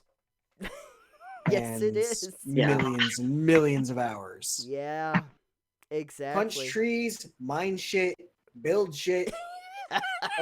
Kill monsters. 4 activities. Oh. Yes. Craft. Did I say craft things? No, you didn't. Craft I shit. did. I mean, there's a lot of stuff to craft. There's a lot of different variations of the same activities in Minecraft. Yeah. I know. And hey, you But can I play that mean- game endlessly. You can play it Exactly. endlessly. You don't have to have variety to make it playable forever. Because what they You do, have to have. what they do is uh, they take those 5 activities and they always shake it up a little bit. So it's always a little different than the last time you did it. That's the thing. Oh, you want to take out this base? Okay, but this base is like on an island. This base is on a hillside. Okay, now it's different. I have different stuff to do. But yeah, it's the basic stuff. Oh, and fun thing is that we may actually first get our first look at gameplay for Beyond Good and Evil 2. It's been a long time in the making. When did the first one come out? Let me look it up. It's been a while. I want to say that it was Beyond Good. I'm not even. Good You know what? and I was Evil. thinking of Black think and White. I think it was 2004, but let me check. It was. Is 2003. Sorry, I was a year off. 2003. And it got lost in the shuffle. It was the same year that Prince of Persia came out, Sands of Time. There you go. But that was Wow, that which game was is old. it was also Ubisoft. Those were Damn. it was very strange. Ubisoft came out with 2 games like a month apart, and it was Beyond Good and Evil and Sands of Time. And I think a lot of people bought Sands of Time, and it kind of went by the wayside. They did an HD remake that helped out. It's a terrific game, for the record. The art design, it's Michel Ancel, who did Rayman and a lot of those projects. It's beautiful. It's a beautiful, vibrant landscape. The story is great. The characters are wonderful. It is not particularly long. It's probably about 10 to 12 hours. But when they constantly said, we're going to make Good and Evil 2. And years ago at E3, they started showing some trailers and stuff. It will be interesting to finally see gameplay. If they're going to try to do... It looks like they want to do a very, very big, ambitious project with Good and Evil 2. And if so, that should be a real blast to play when it comes out. I'm hoping. I'm hopeful. 16 years in the making. Good thing nobody was waiting for it as long as they were waiting for Kingdom Hearts 3. Well, the thing about it is, there were like 2 or 3 times, I want to say, where we would see they made a trailer of Beyond Good and Evil 2, and then you just like, oh no, the project's dead. It's vaporware. Just kidding. And then they kept coming back. It's like, no. We're not making that version. We're making a different one. And it looks like this time they're like, no, we're going for it. It's in. We're not spending this much time and effort. Much better. Yeah, it's so much better. Well, because in the first trailer that they had like Paige and they had Jade and they were sitting on a car in the middle of the desert, and it was like, oh, this is fun. And then this new one, it's like all new characters and complete revamp of the graphics and everything. I think that they're really hitting that home. I wonder what Telltale Games is making for E3 2019. Nothing. They're making nothing. Nothing. Absolutely nothing. They're making nothing. But they're not even making the last game they were going to make. Skybound is making the last season of Walking Dead. They took it over because Telltale wasn't going to finish it. Yeah, Telltale. I don't know. They just they had stuff going on. They just flopped.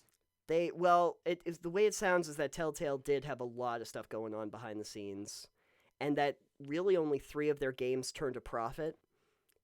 Just think about that for a second. And with the amount, they did too much too fast. Yeah. They wanted to make like 16 games a year. Jesus. Or I'm using hyperbole, but it did feel like they were pretty much doing 2 or 3 every year, and that's a big schedule for a small development house. Yeah, just another game studio doing insane pressure on the employees, just like EA Mass Effect Andromeda. Yeah. And it seems to be a story that keeps coming up. Yeah, keeps coming up. The whole crunch thing. Yeah, they did that. They even talked about like even studios that are pretty well respected, like Rockstar. Rockstar had a huge crunch, like 100-hour work weeks for their staff toward the end to do Red Dead Redemption 2. to polish it up at the end. I'm like, Yeah, holy that's a thing crap. that's been coming to light Yeah. a lot lately, is companies that do that, and they're like, yeah, this is not okay. And like for me, it's like, guys, I will wait 2 or 3 more months. Just don't do that. You don't Yeah. have to. I'm fine. I don't need it in my hands right now. Wait, do it at a reasonable pace. It's like Nintendo is still like Nintendo's like, oh, you guys are too stressed. Let's take a vacation. Here you go. Right. Here's like a week off. This is a mental break. Now we know. So yeah, no, that was a problem. And I think the other thing that was really coming to light with Telltale was what happened is they had the game engine that they used for the original Walking Dead game, which was great. I loved the first season of Walking Dead. That was a wonderful experience. Yeah. Oh yeah. Yeah. They had that idea for the dialogue system and everything like that, and then they started getting approached by a lot of licensed properties. Hey, can we do games like this? And so they basically just took that formula and tried to apply it to literally everything else they did, and it became basically the same game over and over again. The later entries, I was just like, I've played this. There's nothing new here. I don't know why I'm even bothering. And I felt bad. I played like Guardians of the Galaxy when they did that one, and I was like, one, I got to a game-ending bug. I couldn't move on. And I was no. And I was like, oh, I'm just stuck in this bar, and I literally do not know how I get... I've talked to everybody. The story's apparently over. I went to like the last chapter just to see how it resolved, and I was like, okay. Fine. I don't really care. It's not like my choices are actually going to matter. I've figured that much out over the years. And yeah. I was gonna go down a little rabbit hole of We love rabbit holes. Yeah. That's good. Walking Dead season 1, where little spoilers for somewhere mid game. One of the most heart-wrenching gaming experiences was when you were, I think you were burying a kid, and they made you shovel each scoop of dirt into the grave. Yes. And I'm like, oh, this is painful. Yes. And you just kept doing it until something happened. They didn't give you anything else to do. No. They made that very clear. That was amazing in that, time. And then it just sort of, we saw how that devolved, Well, you saw that really good element, that really heart-wrenching stuff, and then you just overdo it and not realize what you're doing with it. Right. Well, the great thing about that first season... the entire game is just burying a kid. But you spend the entirety of 6 hours shoveling dirt to a grave. Do you remember? We're gonna start spoiling elements of a game that's like 10 years old now, so it's not really a problem. But but I know, spoiler alert, folks, for Walking Dead season 1. But the second chapter where you're on the farm, and you find and these people on the farm, like your group goes there, and it's a dairy farm, and these people seem kind of creepy and weird, but you think maybe everything's okay, and it turns out that they're cannibals, and they knock you all out and put you in a freezer, and you find out like one of your group is already dead, and they've like started eating him. They kept him in like a cupboard or something. There's this point where you have a pitchfork over one of the guys that's on the ground, and I stopped thinking about if I was like about the who's going to remember this and stuff, and I just was like, no, I'm pitchforking this dude. And it was one of the first times in like in a traditional adventure game where I was like, I did not care about the consequences. This is the action I'm going to take because I was in it.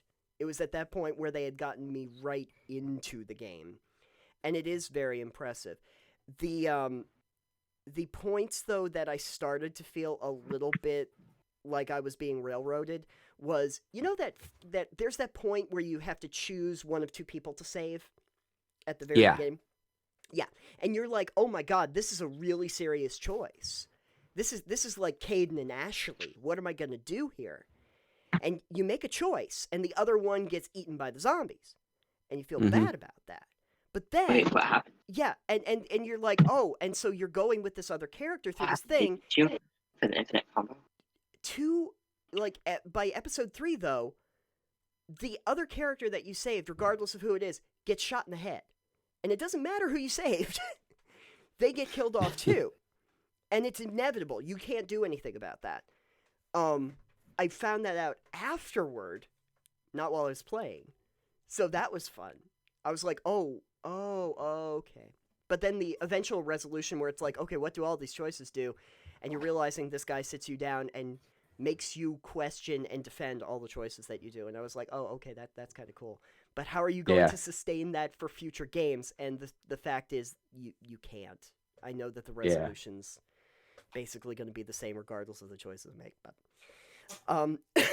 I don't know how we got on Telltale when we were talking about E3. Oh, yeah, by the way, Telltale's not going to be at E3. So just to bring that back around. Bring it back around. Also, the only franchise that's definitely not going to be there is mainline Assassin's Creed game, because they said that they are not going to do one for 2019. They are going to be sticking with this thing that they don't want to do just an annualized series. They're going to take more time on individual projects, which good for them. I have heard some rumblings that it might end up being a Viking setting for the next Assassin's Creed games, but I don't know. Yeah, I saw that too. Yeah. Which, I mean, I'll play it, but I was really hoping for feudal Japan. That was the one I was really Didn't we already have a feudal Japan game? No. Actually, we didn't even get what they had was Assassin's Creed China, which was one of their 2.5 side-scrolly games, which are not good. And I felt like that I would have preferred to have that and have Xiao Jun, who was the assassin, who's so cool as an assassin, have her as the one you play in as a full main release of her time period rebuilding the Chinese Brotherhood. That would be an awesome game. Because in the series, you're not so familiar with the series, I know, Alex, but in the series, there's a thing. Ezio Auditore is like the best character. Like he's had 3 games in the series. There's a thing they do where they show the end of his life, and at the end of his life, Xiao Jun actually comes to him and says, "I want to rebuild the Chinese Brotherhood. Can you explain how to do that?" And he's like, "I don't do that anymore." In his Italian Florentian thing, I can't. I'm gonna just sound like I'm saying that's a nice pizza, but that's a spicy meatball. That's a spicy hidden blade you got in there. It sticks you really spicy.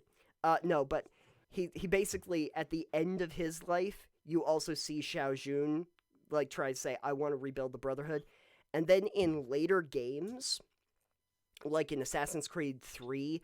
They show the rope darts, and they're like, yeah, these rope darts come from Xiao Jun. So she's like a part of the very identity of the Brotherhood, like going forward, but we never really got a proper game with her. So I was really hoping at some point we would get one. Such a cool idea for time and place, but you know, Vikings are in now, so. Maybe that's always been in, Nathan. Who doesn't like the Vikings, except for people that they pillaged? Yeah, no, I think that the people that were fighting the Vikings were not fans of the Vikings. I mean, maybe they were. You say that. I don't really know. Anyway, beyond the 2, heard rumors that Ubisoft will announce 3 to 4 new AAA titles between March 2019 and 2020. Can only speculate what's to come, so we know that. But probably not any word on Assassin's Creed, which is like their main series right now, for the most part. Let's see. PC Gaming. PC Gaming Showcase. What? PC Gaming Showcase, which is coming up on Monday, June 10th. What can we expect? Let's see. PC Gaming Show, 5th consecutive return to the convention. Not sure what to expect in a 2-hour event. Anything like previous years. Mostly probably indie games that will get time on the big stage. some of the games that were featured last year's event were like Neocab and Maneater. Boy, it's gonna be Warframe: The Sacrifice, more Warframe, woo, from Digital Extremes. So yeah, that's not gonna be a great conference. I don't see a lot going on for the PC market. For PC, there's a whole lot going on. Come on, did you not? Are you gonna skip over the entire Epic Games bullshit? Tell me, you mean you mean the Epic Marketplace? Epic Games owning that, the Epic everything. It's Epic, yeah. Yeah. No, I understand but I'm saying that in terms of what they're probably going to be showing at the PC Gaming Show, we don't really have any information about what that's going to be, but probably a lot of indie games. Sure, Probably I have a lot no of idea, indie games. honestly. But, well, because a lot of the big releases are probably at the other conferences, not necessarily. Yeah, but PC Gaming. Epic has a whole. They sponsored the PC thing. I think something like that. Maybe, I don't know. I'm not familiar necessarily with that. The thing about it is, like, I mean, I guess we could talk about the Epic Gaming Store, but I mean, I think whatever time we spend on it is more time than they actually spent on making the store itself. So I don't know if it's worth. I don't know if it's worth discussing. I've heard nothing but good things about Here's this. a by that I list mean of the zero. PC games that they think are coming, Okay. or this particular site thinks is. Thank you. I will. How come PC's looking up this shit, Nathan? Why aren't you doing this? Because he's just better at it, I guess. That's accurate. That is accurate. Okay, so let's just take a little looky here. Oh, well. So is Cyberpunk 2077 going to be there? I guess that would be an important one. If that's it'll definitely be there, but I don't know if it'll be out next year. I don't know. I don't know. Okay, confirmed E3 games. Oh, we've talked about some of these, but but let's see. But some of them are also for the PC, so yeah. So so PC games is talking about. I would imagine though at that PC showcase, considering I don't think that there's any other conference it would be at. Definitely a big release is going to be Cyberpunk 2077. Been waiting for that game for a few years now. I've been looking forward to it. Yeah. I mean, CD Projekt Red, so. Exactly. Yes. Exactly. I've heard good things about 2077. Yeah. I've heard good things. It sounds... apparently it's going to be a first person. They're not doing a third person for this. But I'm fine with that. I actually think if you played Witcher 3, it's a great game.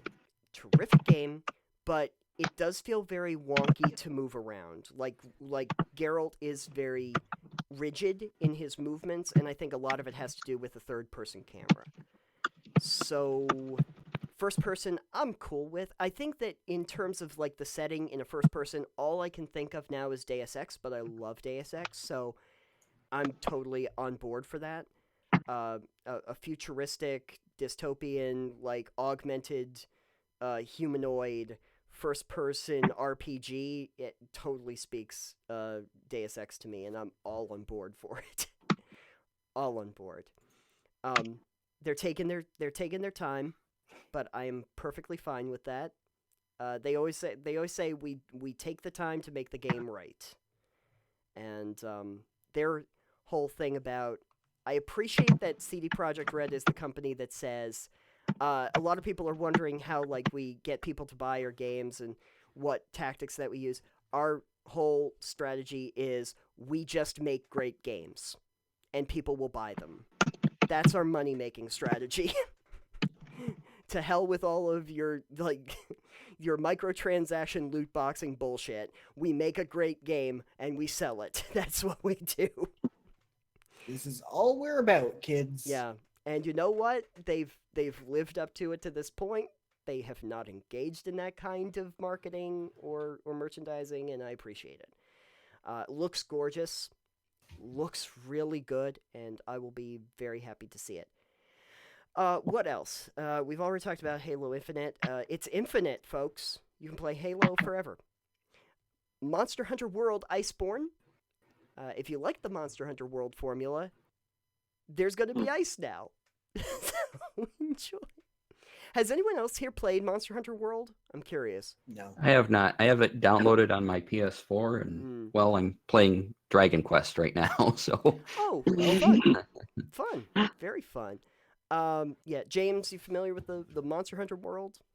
I'm kind of familiar with it, but never played it. I personally don't support big game hunting like dragons, so. Oh, yeah, dragons are So definitely you the just biggest so what you're game saying hunting. is you want to let dragons ravage the countryside unchecked? Yeah, James. No. Yeah, James. I didn't say unchecked, but like just going out and killing them for their stuff. Well, you're I not- mean, yeah, to me, You're But not just we're killing it for using your stuff. them Yeah, we're not. for food, Research. and crafting things. You need to we're kill using every piece of the dragon. You need to kill the monsters so you can research the monsters. That's the logic that they have in Monster Hunter World. yeah, no. I've played Yeah, no. I've played Monster Hunter World. I can say that it is an acquired taste. It is there are people who love this series, and I respect the fact that they love the series. I was not particularly engaged with it. The combat's not particularly engaging, and I kind of had James' issue. I don't know why I'm going out and just hunting monsters that are not attacking me at all.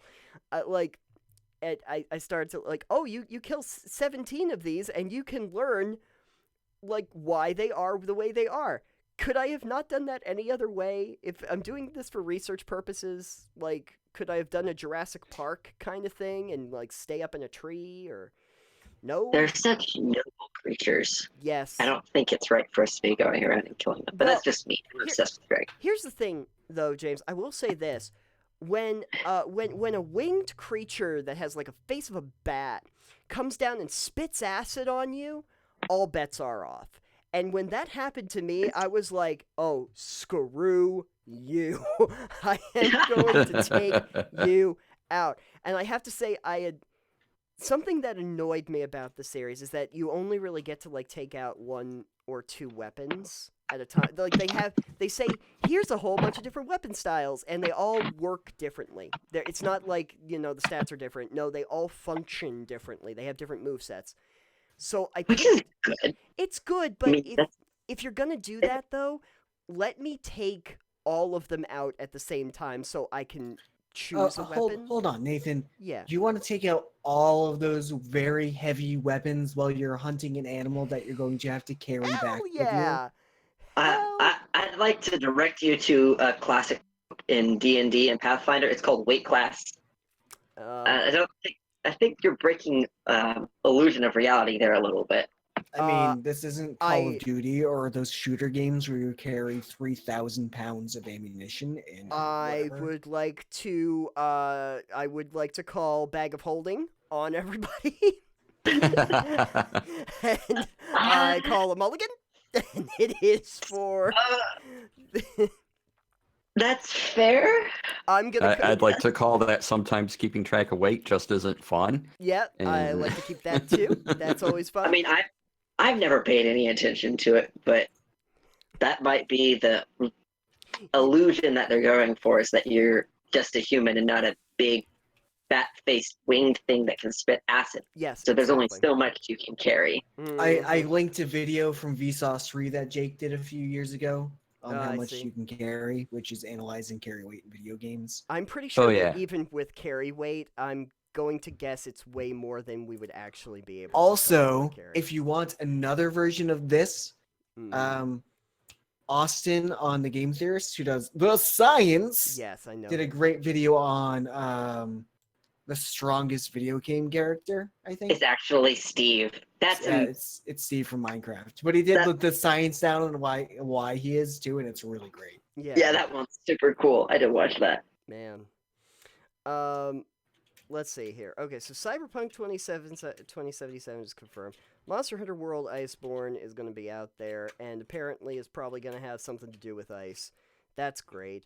And I have hammer space. I'm just gonna create hammer space. Hammer space time. Yeah, they mentioned Halo. They mentioned Halo Infinite. They mentioned Doom Eternal. Oh, Darksiders 4. Cool.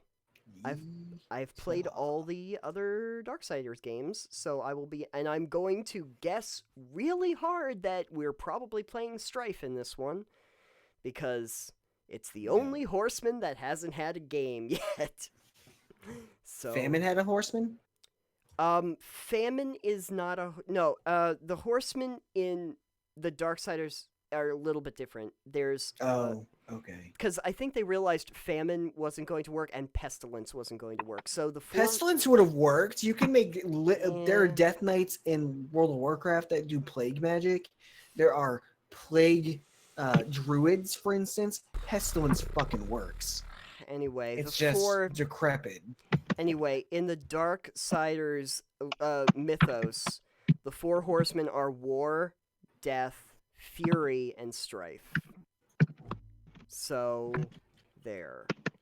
And the first one was with War, and then the second one was Death. Darksiders 2 was actually really good. Death is a really good character to play. Very fast. Very spry for being dead. And the third one that I had just played that was actually better than a lot of people would say is with Fury. She gets a barbed whip that she gets to throw around with elemental powers. And it is cool, and it's actually the model that they took for every Darksiders game kind of like takes the model of a game that you're probably familiar with. Like, the first Darksiders played a lot like Zelda, and the second one played a lot like Diablo in terms of like or any kind of like a looter shooter kind of game. Like, it had the rarity classes and randomized loot. Right. Borderlands-y, but in third person. I mean, that's not Borderlands-y. That is sense like Diablo-esque. Yeah, it's Diablo-esque, but it's in 3D. It's like... It's roguelike. It's a roguelike, basically. Well, no, that's different entirely. Because roguelike... randomized loot and loot having different rarity levels is, like, old. That's old. Okay. That predates roguelikes. That's a hack and slash. Like, in my... they had it in Diablo 2, and that was back in 98. Yeah. And I don't remember other early examples. I mean, to be fair, roguelike does refer to, like, Rogue, which is a really old game.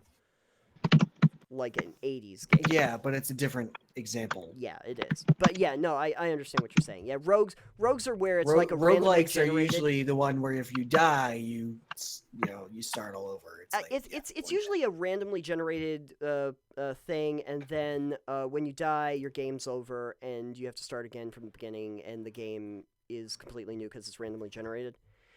Yeah. But what they did though for the Darksiders 3 is it actually takes the model of Dark Souls. So if you die, you have souls which you can use to upgrade your character. If you die in the field, the souls that you had are a little spirit that are going around, and you basically have to go and retrieve them, or you lose them altogether. It's that model, and all the enemies reappear, like all the enemies reappear. But that sounds awful. It was not bad once I threw it into easy mode, because I'm like, yeah, screw it. I'm just going to do that. And then it's like, you just whip through everything so fast. It's great.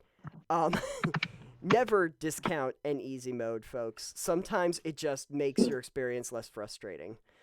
Not that you couldn't do it, I just don't want to try. The cool thing about Darksiders 3, though, is what Fury's mission was to destroy the 7 deadly sins. So they made models of like demons. Are puns one of the sins? No, but boy, it should have been.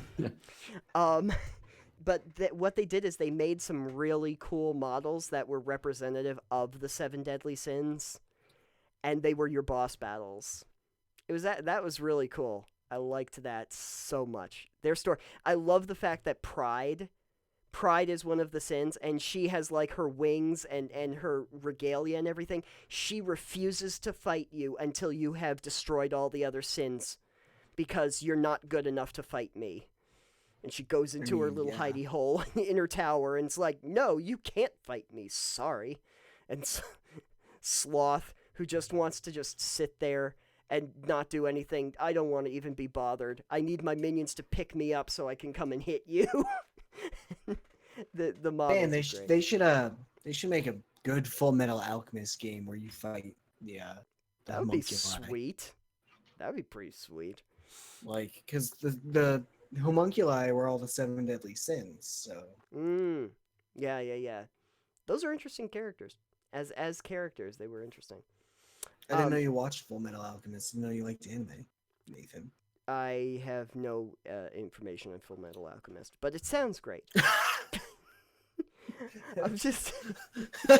He's like, yeah, I have no idea what you're talking about. I'm just nodding my head and agree. You know what? Yeah. You know what? What? Either DC or James, you guys watch Full Metal Alchemist at all? I have not. James? It's one of the few that I would like to, though. Oh boy. You should. Oh boy. Oh, James? boy. Did we kill James? James is he's contemplating things. He's muted. No, DC, if you want to watch Full Metal Alchemist, I highly suggest you watch the first one, which is 2 seasons. Mm-hmm. And then you watch Full Metal Alchemist Brotherhood. Only because when they did Brotherhood, they kind of followed the manga a lot better. And it's really good. But you missed some key points that they didn't really touch on in that one because they had gone over it so much in the original 2 seasons that they did. So, like, if you watch the first one, you get the story and a lot of it. But the second one goes into way more detail with a lot of things, but it glosses over a few things that are important. That sounds Okay. good. Brotherhood is really good, but without seeing the first one, there are a couple things that you're gonna miss slightly, just because of that. Fun. So, but it is a really good anime though, and I need to rewatch it. Oh, it's so good. I'm sure it is, and I feel very happy for you. But I was going. Shut up, Nathan. Anyway, the 7 deadly sins in Darksiders 3 were also great. So probably gonna get Darksiders 4. And you know what? I'm gonna call it right now. Strife, as a model, is a gunslinger. He has like like twin guns and like cowboy hat and all of that. Totally going to be Borderlands. I think that's what you're gonna end up with. Something that's closer to like a Borderlands style game for that one, which I'm totally on board for if that happens. Fighting demons and getting loot, I'm all on board. It won't happen. Anyway, Dying Light 2 confirmed. That's fun. Anyone play Dying Light? The original Dying Light? Nope. No? No. No. Okay. So that was done by Techland. They're probably better known for Dead Island. For the record, I did not like the Dead Island series. Just don't. However, surprisingly enough, Dying Light was actually really good.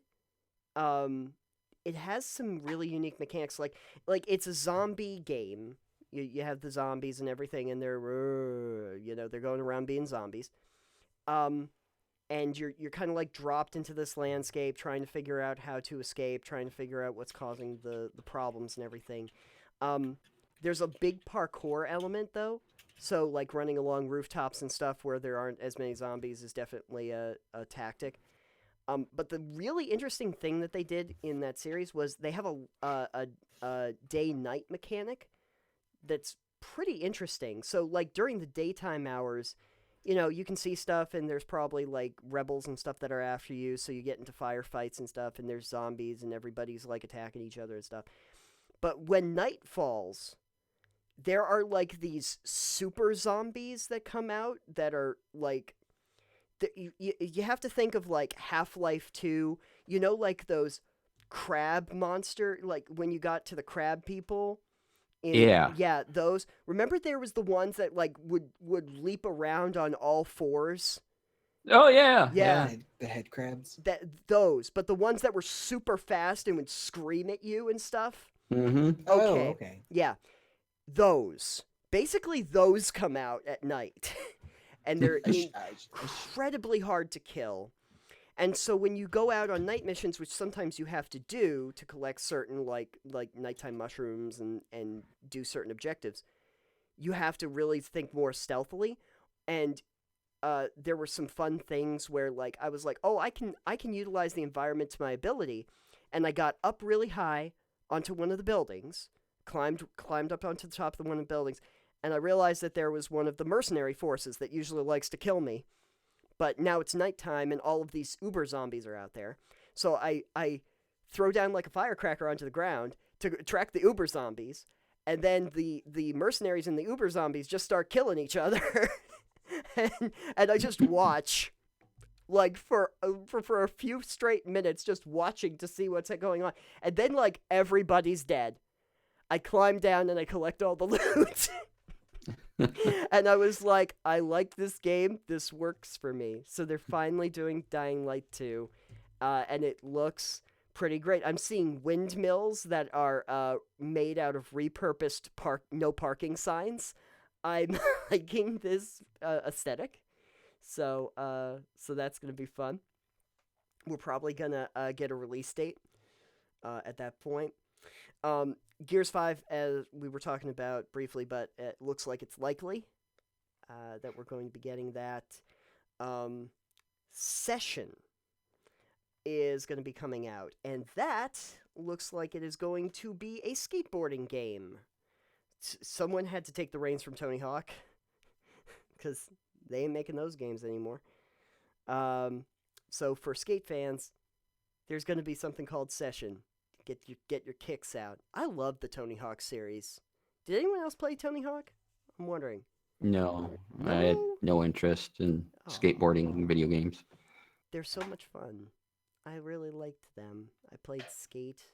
They're fun because you get in there and you're just like grinding on all kinds of stuff and just there was a thing in like Tony Hawk 2, or maybe it was 4. I think it was Pro Skater 4. One of the special levels was on the moon.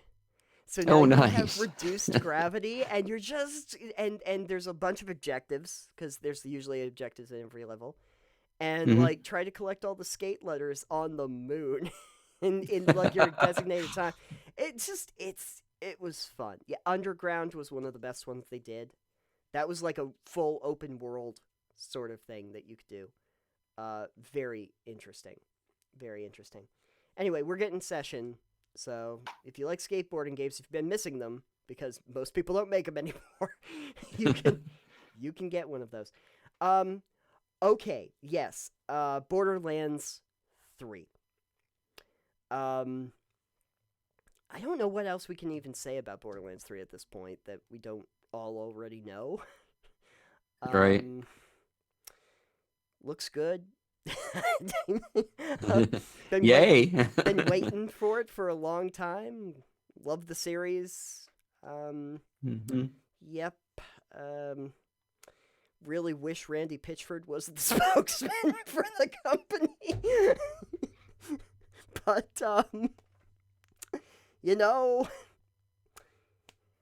it's got Claptrap in it. I mean, like, there's guns with legs.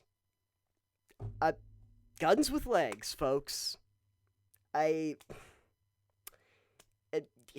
Gajillions of guns. Multiple worlds. Multiple worlds that you get to go through. Oh. New character classes, and probably a lot of loot. A lot of crazy guns. Yeah. Guns and loot. Guns, loot, shoot. There, you could call it a looter shooter. There's, you get levels. you do a lot of things. The one thing I will say, I've seen, I saw one person who was actually like they were doing the play tests for Borderlands 3, and there was a respawn code, so you could just spawn infinite numbers of guns into the game.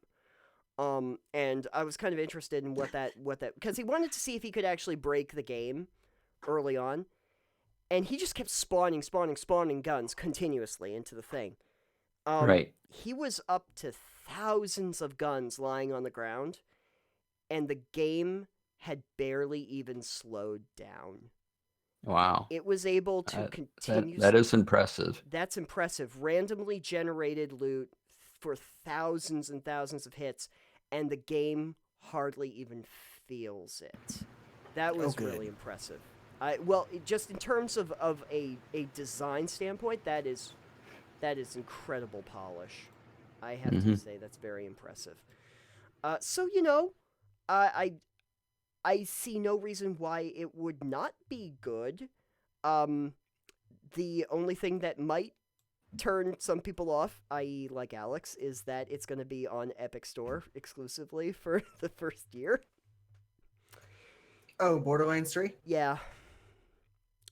They made a deal with Epic, and so they're going to be on Epic Game Store. Can't buy it on Steam the first year, or any of the other systems. Yeah. I mean, I'm on console, so it doesn't really affect me. I play on consoles, but so there is that. But even so, but it's probably going to be cheaper though, because they do that thing on Epic where it's like the game is like $50 instead of $60, because they're not going to charge as much overhead. So now, if they could only get a shopping cart, that would be great. Anyway, Control is coming out. Control is coming from Remedy.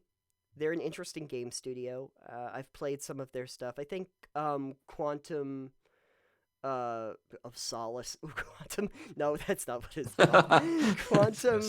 Yeah, Quantum Rift. I can't remember what it's called. Anyway, that was their game, and it looks like Control is also going to be a little bit like time bendy in its the process. It's kind of mysterious. We don't really know much about it, but I will be interested to see. It is going to be it has a release date of August 27th. So if we're going to find out about it, we better find out about it freaking soon. Because otherwise I don't know what to tell you. Yeah. Jedi Fallen Order, we have already talked a little bit about that. Intriguing, I will say. Starfield. We'll get another great screensaver out of Starfield. Looking very forward to that. Yeah, FIFA. Dragon Age 4. See, there you go, Alex. I mean, you want BioWare doing like a proper RPG. Dragon Age 4. There's something. That's an actual thing that they're going to be doing. Feel happy. All right, then. Maybe Final Fantasy. Okay. Maybe. But at any rate, that's what the PC Gaming Showcase is cooking up to be. So we'll see. We'll see. Let's see here. Still, now I'm wondering if they're going to get to the part where they talk about the game that I actually want to talk about. Maybe not. No, that's okay. If there's a game that they don't mention here, we can still talk about it afterward. But let's go to Nintendo. We've gone this long without talking about Nintendo, and that doesn't seem right. In terms of what games Nintendo is going to bring out this year, we have a remake for Link's Awakening. That's gonna be awesome. Yeah, Link's Awakening, you gotta like that. I did not get to play it the first time around, so I'll be interested in the remake. Mario Maker 2. I'm guessing James is gonna be excited about that one too. Yes, I'm so excited for that one. Good. The concept of being able to build. I already. But I was lacking a lot. Yeah. James So was there for a cool. sec. Oh, there you are. Okay. Yeah. I'm in and out. My mic isn't that good. But yeah. I feel that, except my face, not my mic. Right. Right. But There's a game that I shudder to talk about. I'm gonna talk about the other stuff because I know we're gonna get onto this one pretty heavily. But Animal Crossing is gonna be coming to Nintendo Switch. Yay! Get ready for it's your already on bells. Switch. Damn. I will run up to a Tom Nook, pay him money, get a Switch and Animal Crossing at the same time. Yeah, exactly. That's how much I want this game. I want bells. I want to sing. I want to sing sea shanties. I want to dig up trees, plant trees. I want to own Tom Nook a lot of money for my house and put feng shui in it. And Tom Nook is just like one of the I shadiest. think we've hit a vein for DC right here. Tom Nook, yeah, DC Nook is one of the shadiest characters in the whole Nintendo library. I'll tell you. All you do is just pay him a ridiculous amount of bells, and what does he do for you? Realistically, what does he do for you? He just gives you some stuff and says, "Now pay me even more bells." That's a racket. I'm telling you. It's good to be him. Also, we'll catch Tom Nook at this year's show. So sweet. They're really leaning into that. Also, apparently Luigi's Mansion 3. Oh, I'm excited for that too. Luigi's still scared. Luigi's the worst Ghostbuster. I don't know.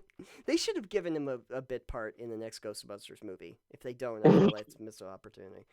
Who are you gonna call? Luigi Busters, yeah. The Mario Brothers. Who are you gonna call? Mario Brothers. What's exciting about I have not really seen much about Luigi's Mansion 3. What's exciting about it over the previous installments? Is there anything new? I think what little bit I have seen about it, it's gonna be more similar to the first one. Mm-hmm. Yeah. And where it's just one house, but I'm not entirely sure. Oh, okay. See, I was surprised that there was even a Luigi's Mansion 2. I didn't know that was even a thing. So I'm shocked by that too. It looks like it's gonna be more like more explory and open world like the first game, but instead of like the original game with the ghosts are gonna be more similar to the second game, and it's gonna be a little bit more of the cartoony feel to it and not so dark, which will be good. Oh, well, that's good. I think the darkest Luigi's really ever gotten is when apparently Dracula killed him in that trailer video for Super Mario Smash Brothers, and we saw his ghost. What? Yeah, that was. Wow. You didn't see that? I don't think so. So what they were doing is they were announcing when they were coming out with Super Smash Bros. Ultimate. They announced that there was going to be a Castlevania level and characters. Like they were going to do that. And so in order to show that, they had Luigi, and he was going around with his ghost sucker thing. And he was in the Castlevania castle. And at the end, he's getting scared by literally everything in the castle because paintings are coming at him and stuff. And then at the end, Because Luigi's a scared cat. because that's Luigi's character, we've already figured that out. Luigi is the Mario that we would all be if we were actually in a Mario game. Luigi gets up to the main room. Dracula comes in. Dracula touches Luigi, and his ghost leaves his body. And everyone's like, "Oh no, does that mean that Luigi's canonically dead?" And then I think at the end his ghost goes back into his body and he's back to life. But there's a thing where you're like, "Wait, did they do that for a trailer so that we can?" Did they do that in a trailer? No. I don't think anything in Super Smash Bros. Is actually canonic. No. I think that No, would be they basically were nothing. having fun. Yeah. and- They were having I know. Everything is totally Well, canonical. Yeah. I do think it's canonic, but not like that. Right. Well, Like it's its own canon. if you hear if you hear Shigeru Miyamoto talk about Mario, he says that the reason why there are so many different kinds of Mario games, like there's Mario Party and there's the Super Smash Brothers and all of those, is for him, all of those characters are essentially like they're actors in the series. They're playing parts, so they're kind of like they're acting in their own games. It's not that there's like necessarily a canon. I guess I can see that. Yeah, because if you think about it, like if you were to try and make a canon for all the Mario games, good luck. I don't know how you would make even the original few games make sense together without having a real hard time. Because Bowser essentially like dies or gets destroyed in like half the games, and is completely... Have you not seen those theories before?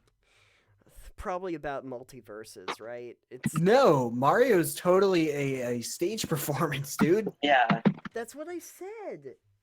That's what I said, and that's what Shigeru Miyamoto had already said. Like the creator was like, That's why Mario 3 has a curtain. At the beginning, it's a curtain raise. That's why Paper Mario literally has its battles on a stage.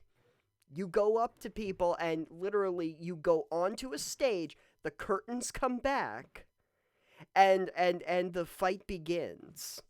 That's absolutely the Mario RPGs. That is absolutely what happens. So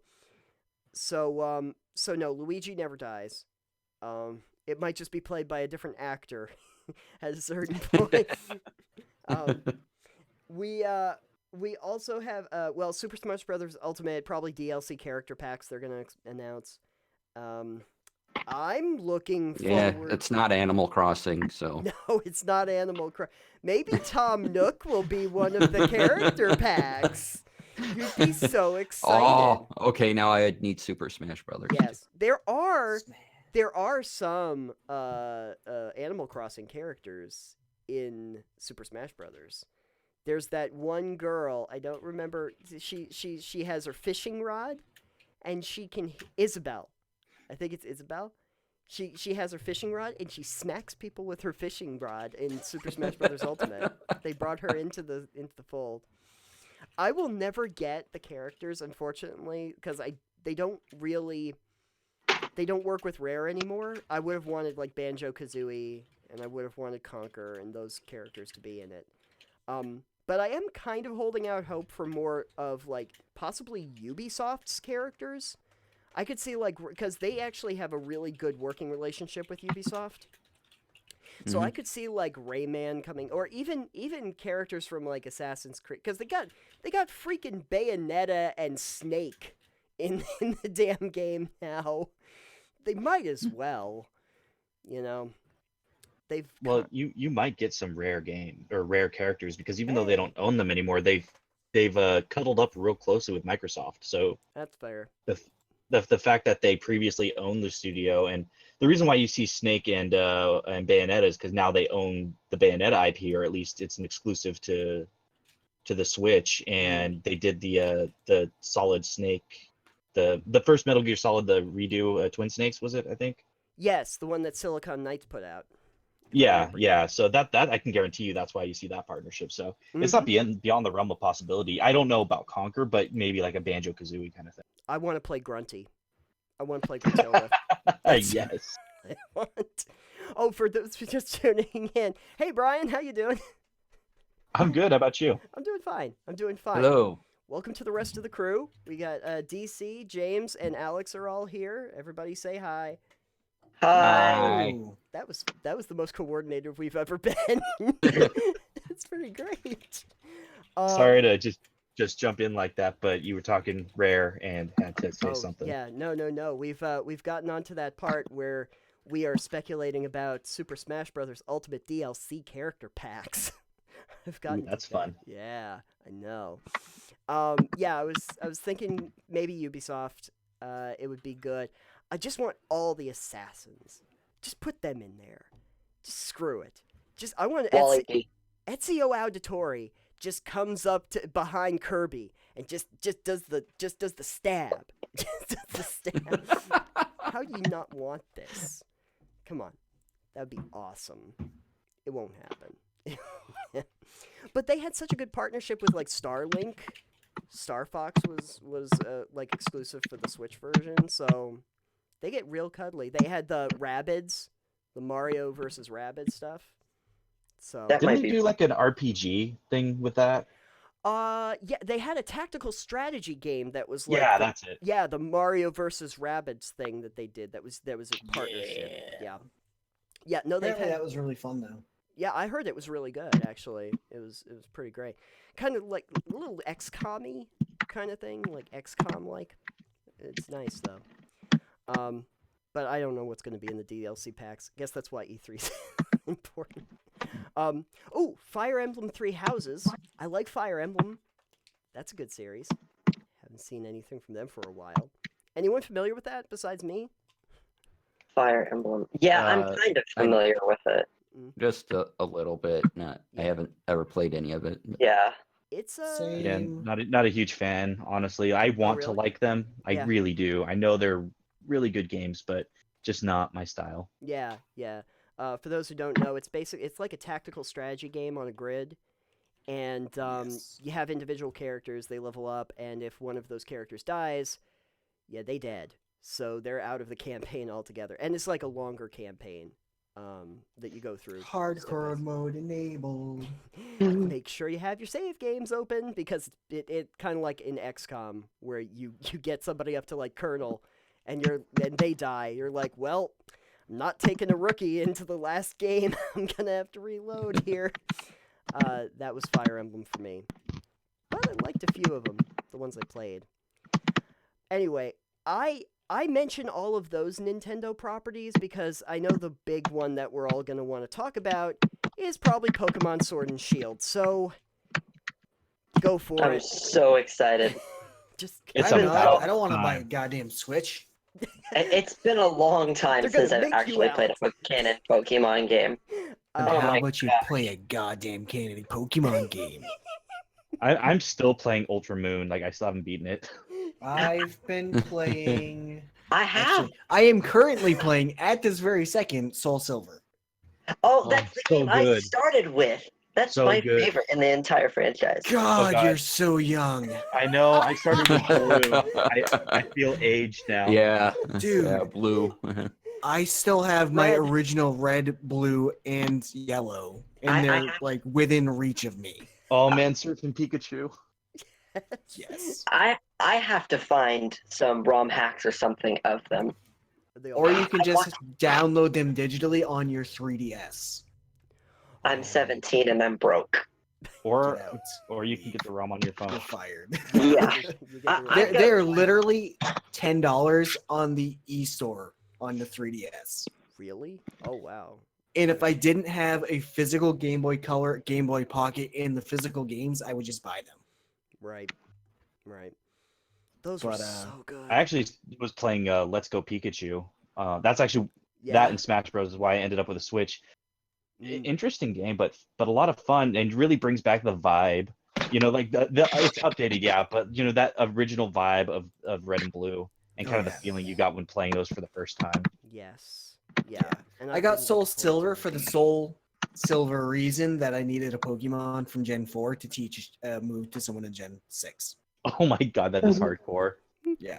Well, I was trying to teach Scyther the move Defog, but he can't learn it at all on his own, and it's not a TM that you can get in this gen.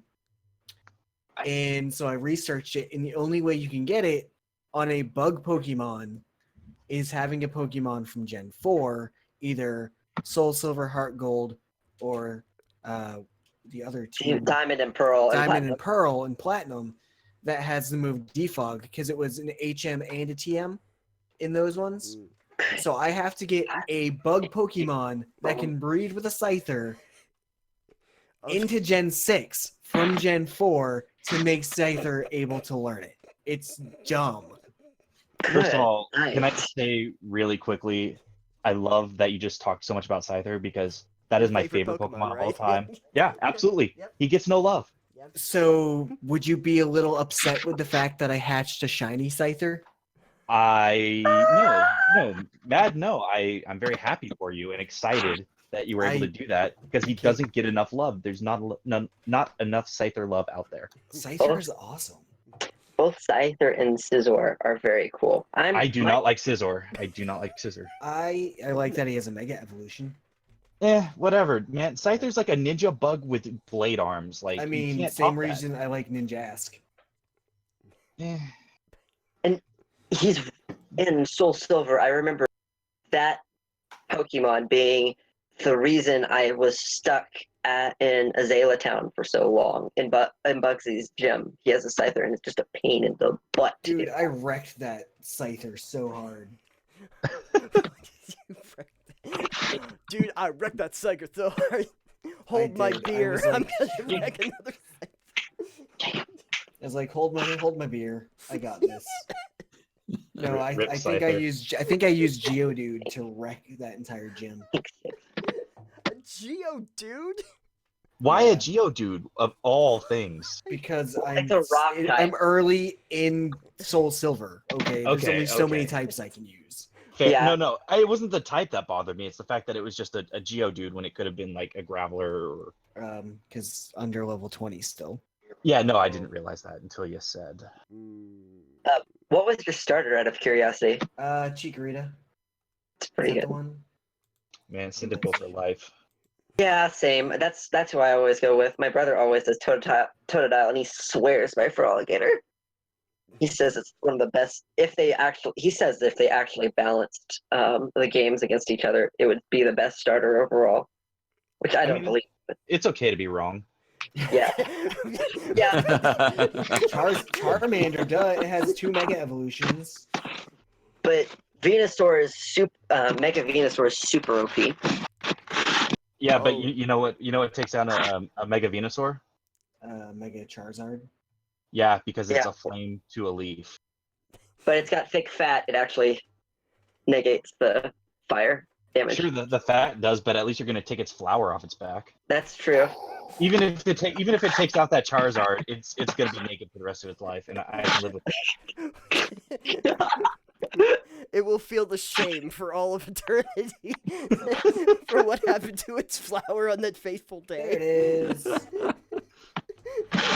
Um, anyway, Yeah, I've totally hatched a bunch of shinies. It's great. I've hatched a shiny Poochyena, Voltorb, Scyther, Cucina. um, I don't know that one. and a Machop, but I can't use the Machop. Oh.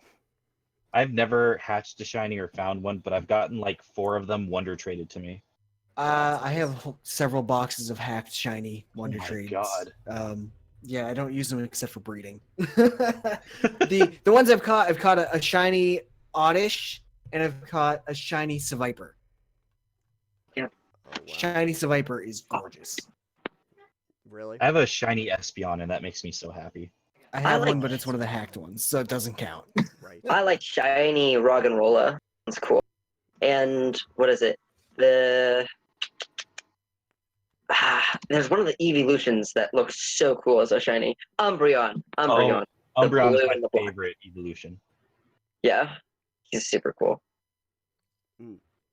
That's great. Yeah, I think I have all the evolutions shiny because of the hack Wonder Trades that I was getting. Someone has a Twitch channel and they just trade hacked Wonder Traded 6 IV shiny versions of Pokemon. So I just would sit there and Wonder Trade. I would Wonder Trade all the stuff that I was hatching that I didn't keep. Right. Because why do I need 2 boxes worth of a Pokemon that I'm not going to use? You I don't don't. know. I once had an army of Charmander. I thought that was pretty cool. I've learned how to breed for IV ability moves and all that stuff. So No, I just had an entire like 3 boxes of basic bitch Charmander, and yeah, it was great. Nope. I'm like, hey, I know how to breed things for all the things I want, so now I'm just doing that. It's great. And the Machop that I did was great because it had basically had the moves I wanted and the ability I wanted, and it was shiny, and I was like, that's cool. But it had no attack IV. And I'm like, okay, so I just hatched this almost really awesome Machop, and it's shiny, but it's missing the one thing it needs. And I was like, God damn it. I think the Scyther was missing one of the IVs I needed too. I was like, motherfucker. Unfortunate. Anyway, Nathan's like, I don't know what we're talking about. I don't have that particular game. I don't. I've played so many Pokemon games, but I have not played that one. However, I will say I am super excited because for like 20 years I have been looking forward to a console Pokemon mainline game, and I finally get one. Damn you. Duh. Oh, I know. I'm so excited. I saw that announcement. I was like, finally, Yeah. it's about time. I don't know why it's taken so long, but I'll take it. I'll take the win. I wanted this on N64. Why did you not just give it to me back in the days of the N64? Back then, they gave us Pokemon Snap. Hey, And you know, I Pokemon like Snap is an underrated gem. Oh, I love Pokemon Snap. It's I fun. played the It's shit good. out of Pokemon Snap, It was good. but it wasn't a full console release like Wasn't we all wanted, and they knew Oh we man, I would love a re-release of that. So right? bad. With updated graphics and some new Pokemon in it. Yes. Oh, and I they mean, have the there's motion like, controls now, so it would like make it 600 fun, more Pokemon than there were. God damn. Yeah. They could do it like Pokemon Go, so you could Oh. take pictures. That would Yeah. be so awesome. Yeah, they probably could do That'll be Pokemon Sleep. You're just taking pictures in your dreams. Don't. I still don't know what that is. There is. I have no idea. Actually, they did do that. It's Pokemon. It was an add-on to Black and White. Oh, was it? Oh. Like after you beat the game. No, it was a separate download. Oh, I don't have Black and White. That's how you got the Therian forms of Thundurus, Landorus, and Oh. That's neat. Huh. That's neat. Interesting. I have those guys as well. All I right. think those are the only ones I didn't play were Black and White. I've missed a lot of games. I went from Gen 2 playing Silver to Gen 6. Woo, that's a leap. Yeah. Ooh. I did some learning along the way there. yeah, Yeah, there's a lot of stuff to learn. Pokemon Dream Radar. That's what it was called. Oh, I did hear Oh, I that. remember that. Oh. I didn't know I don't that's what think it was. was ever very good, but it was the same concept Mm. of Pokemon Snap and eventually Pokemon Go. Oh, okay. Okay. Yeah, I mean, I play Pokemon Go. go home and go to sleep. Yeah, go home and go How to dare sleep you. with Pokemon Go. Oh my god. Right now, I've been looking a lot at the hacks, or not the hacks, the fan games, and Pokemon stuff like Pokemon Insurgents, Pokemon, what was Uranium. it? Yeah, Pokemon Uranium. The ones that are slightly darker and are really interesting. I wouldn't think and more Uranium for- would be very dark. I think it would glow. What? Pokemon Uranium got us served a cease and desist. Yeah, Yeah, they did. Yeah, they did. yeah, they did. Mm-hmm. So I Although- never picked that up because it wasn't finished. But I mean, you can probably still find it, but it's going to be harder to find because Nintendo went, yeah, no. Like, we know it's a fan game. We know you're not making any money on it, but you can't. yeah, which was a real shame. Well, it's understandable because of Yeah. how IP laws work. So Yeah. it's like you have to guard your IP. Yeah, Yeah. they have to protect themselves. It was gonna happen, but it is still. It's a cool game. It was very creative. I I'm think playing I think Matt Pat live streamed it. Yeah, he did. So That's fun. you can always watch it played. Yeah. Yeah. I think I might have it. I might have found it from a third party. Safe, and I've Yeah. opened it up. I'd have to look. Mm. Well, I mean, they had the what was it? The fan re-release they not. were trying to do of KOTOR, and they were like, "Yeah, no, you can't do that. Sorry." And it was Yep, looking really IP good. laws are weird. Yep, you can't do that. Are you gonna make another KOTOR game? Probably not, but you know you can't either. Sorry. Not But you bad. know what they did allow was the KOTOR 2 mod that unlocked the rest of the game. Oh yeah. I didn't get to play that part. I I was like, but you know what? I can totally understand why it needed more because the ending is just weird on KOTOR 2. It's a great game. But Yeah, the ending is yeah, it weird. is. It's just weird. But which oh yeah, that makes me think of Obsidian. And when I think of Obsidian, I'm thinking Outer Worlds. They don't mention that anywhere in the release schedule, but I'm certainly hoping we have some information about that. Also going to be on the Epic Game Store exclusively for anybody who cares. So look forward to that. I'm looking really forward to Outer Worlds, and I just want to know more information about what it actually is. It's an outer world. Well, I understand that. It looks very similar to the work that they did on like New Vegas or anything like that, and I've always liked Obsidian's work up to this point. So and it looked really good. Like the tone and everything feels very kind of wild, weird Wild West mode from that. So I'm very interested in what happens with it. It does not mention it anywhere in the schedule, so I don't know if there's going to be part of it. Well, so I will see you guys on the next live stream or maybe sooner. So take it easy. Alright. We'll see you, Take care. James. See ya. He's going to play Pokemon. I wish. No, he's got stuff in the morning. Yeah, I do. Take it easy, guys. All right, we'll see you. See ya. See you later. Bye. Greetings from Canada. Okay. So that's let's see. So that's the Now that the Nintendo. children are gone. Now that the children are gone, we can have fun. The Back in Here my for day, everybody. we only had 2 Pokemon colors. back in my day, Oh god. back in my day, we had to walk 50 miles from Pallet Town to Indigo Plateau. And they were in black and white. They were in black and white. They And didn't even have running shoes. we didn't have your fancy 16 pixels, bit pixel animation. You had to go buy a bike. Nobody just gave you one. We had these things called cartridges. You put them into the back of the machine. Okay, so To be fair, Nintendo still has those. yeah, they still Do do. you remember AA batteries? Back Oh, then, you didn't save your game and the batteries died. Looks like you're shit out of luck, son. back then we I mean, had that's screens. still a thing, though. Back then our screen no was 2 autosave. inches wide. And you liked it. You enjoyed it. We loved it. Now I feel like I turned into Dana Carvey.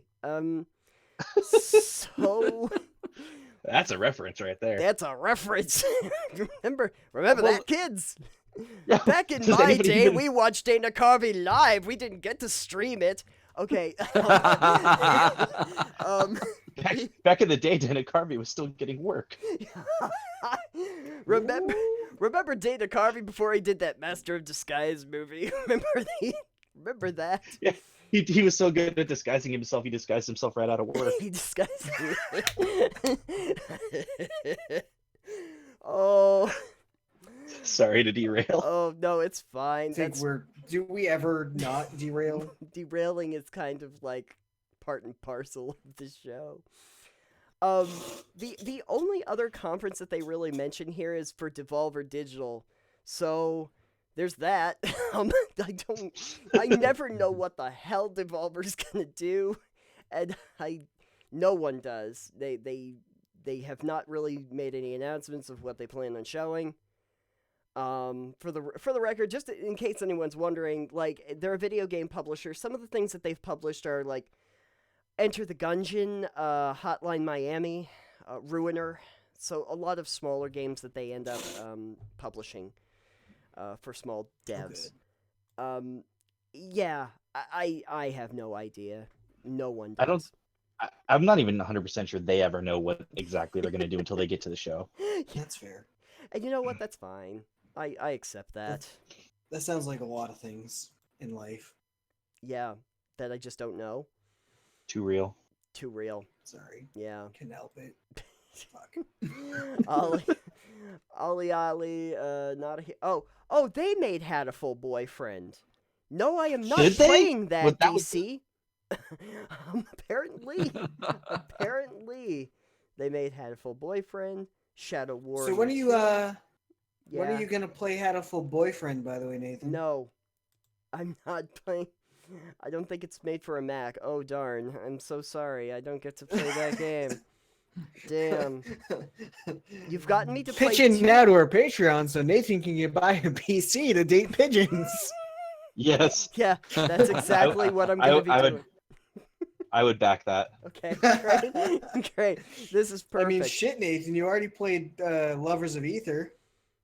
That game is a gem, though. It is a delightful game. Despite every... I can only imagine that Hatful Boyfriend would be even better. Oh my god. Lovers of Ether, though, is just one of those games that's so absurd in its hilarity that you just can't help yourself but to enjoy it. I love the fact that the polar bear was an undercover cop trying to bust the other dude. I just love that. You're just playing the game, and I love the fact that the whole time you're playing the little video game at the computer club, and Natalis is there, the polar bear, and Alex, you're just kind of going, oh yeah, he's just gonna try to ask you out to the dance, and then like halfway through, it's like, yeah, I have a secret, it's about my job.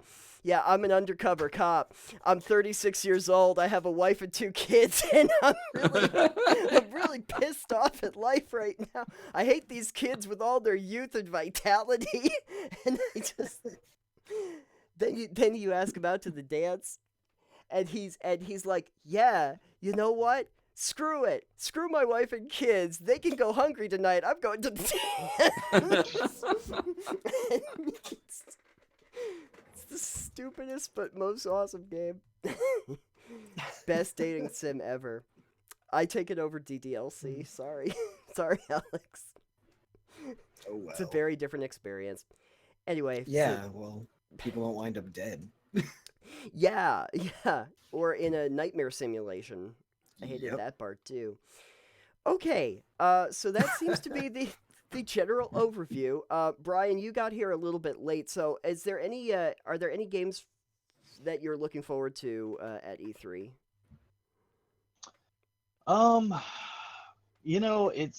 I'm curious to see more Final Fantasy VII. Mm. I'm assuming they're going to show that. Maybe I doubt we'll get a release date if I'm being completely honest, but that is something I would like to see. I'm most interested in anything that Square Enix is going to announce, but there was something in particular, I'm trying to remember what it was, that they're doing that I wasn't expecting. Oh. God, it's something that was just recently alluded to, but it's escaping me. Okay. Yeah, I'm trying to think what that might be. Let's see. It's something they're producing. They're publishing it, but they're not making it. Oh, okay. Okay. I'll find it real quick. Okay. Oh, yeah, their Avengers game. Oh, yes, we were talking about that earlier. Yes. Yeah. Silicon Knight. That's probably the thing I'm most excited to learn about is whatever's going on with that. And hopefully, I don't think it'll be an E3 thing just because Sony's not showing up. But whatever the developer of Until Dawn is working on. Oh, okay. Yeah, I'm not familiar with what they're working on. So they're working on two new games that are very much in the realm of Until Dawn. Oh. They're not like sequels or anything, but they're the exact same kind of style of game. So interesting. That's gonna be really cool. Oh, okay. Yeah, I was. We were. I know that James was, and I'm definitely excited about Avengers. Mostly just because Crystal Dynamics has always been really good at their game development. I've always been happy with their stuff. Again, generally. You don't talk about Nosgoth. Again, I don't know if they even made Nosgoth, Alex. God damn it, you're useless. I don't know. I know that they made the other Legacy of Kain games you liked, so there's that. It was published by Square Enix. Developer of Nosgoth was actually Psyonix. Ha ha. See? It was using the Unreal Engine 3.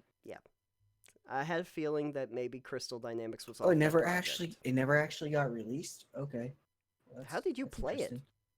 I think it was an open. Was it an open license or something like that? You found it on the street. It was just lying on the street, and you picked it up and said, "I have a game now." Yeah, no, but I do remind you, Crystal Dynamics did work on your Legacy of Kain series, and they made the. It was Tomb an Raider. open beta from January 2015 to May 2016. Oh, so you probably played it then. I did not play it. Oh, okay. So what's your problem then? I don't understand.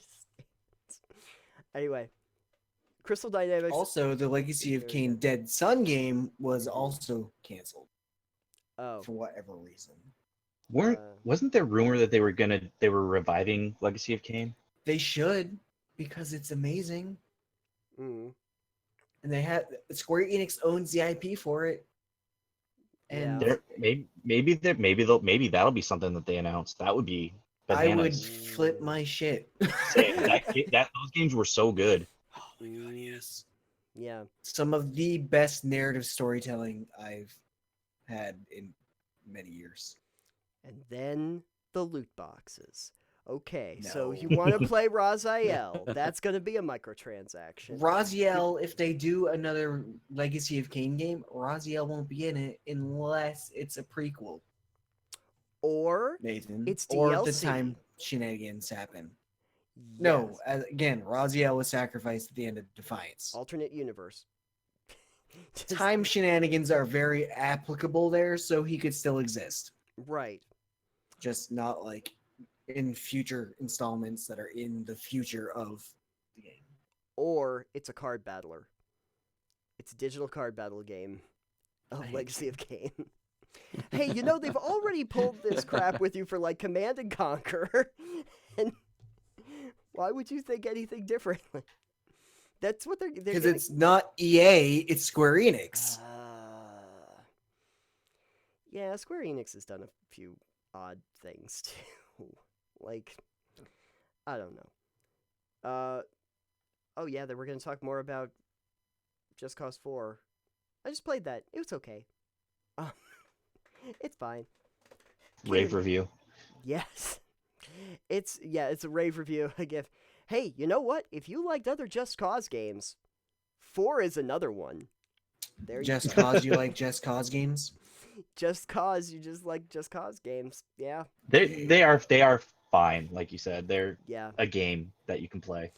You like to take tethers and attach one thing to another thing. And That's like, entertaining as shit. I'm just gonna say that much at yeah. least. I had a good like probably half hour where I went to one of the ports in Just Cause 4 and I just attached balloons to like all the shipping containers and just had them go straight up into the air and then watched them all gracefully fall back to the ground on top So it was like Metal Gear Solid 5 if their budget ran out. Yes, exactly. Yeah, it's the Fulton release system, but then it's like, oh no, sorry, we can only take it up to an altitude of like 1,000 feet. Dropping it, and just see where everything lands. Almost felt like modern art at the end. It's just like all of these stacked containers just on odd angles in the middle of nowhere. That was very entertaining. I liked attaching people to cars for some reason, and then just lifting the car up in the air, and you watch them dangling out of the car like, oh god, no. That's fun. But it's a big open sandbox world that you blow a lot of stuff up. It works. It works. I don't know It's the way you say it. You can see how I feel satisfied that I played it, and I do not regret playing it. So You know what would be a good game? I'd love to see another game in the franchise, even though the second one wasn't very good. Mm. But the first one was so much fun that I still ache for a new one, is Mercenaries. Oh yeah. That was Pandemic. I want to say that was Pandemic. I think you're right. Yes, I think it was Pandemic or Visceral. I can't remember which one. No, it was Pandemic. That's right. I forgot. Oh, Yeah, actually, those. yeah, the first Yeah, one. Pandemic and published by LucasArts. Yes, Pandemic. Game Studio.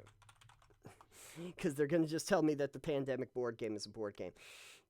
Oh, it wasn't Visceral. I was thinking Pandemic's the one that made the original Battlefront and Battlefront 2. Yeah. The good ones. Shame that got taken away from them. Yeah, and then EA shuts it down. Hey, there's a great game that you made. Let's buy you, shut down the studio, and then give the game series to another person who's gonna just not do screw a it great up. job with it. Yeah. That was a game, that Pandemic. That was like the last game, was the Saboteur. I played that. That was interesting. It was yes. It was interesting.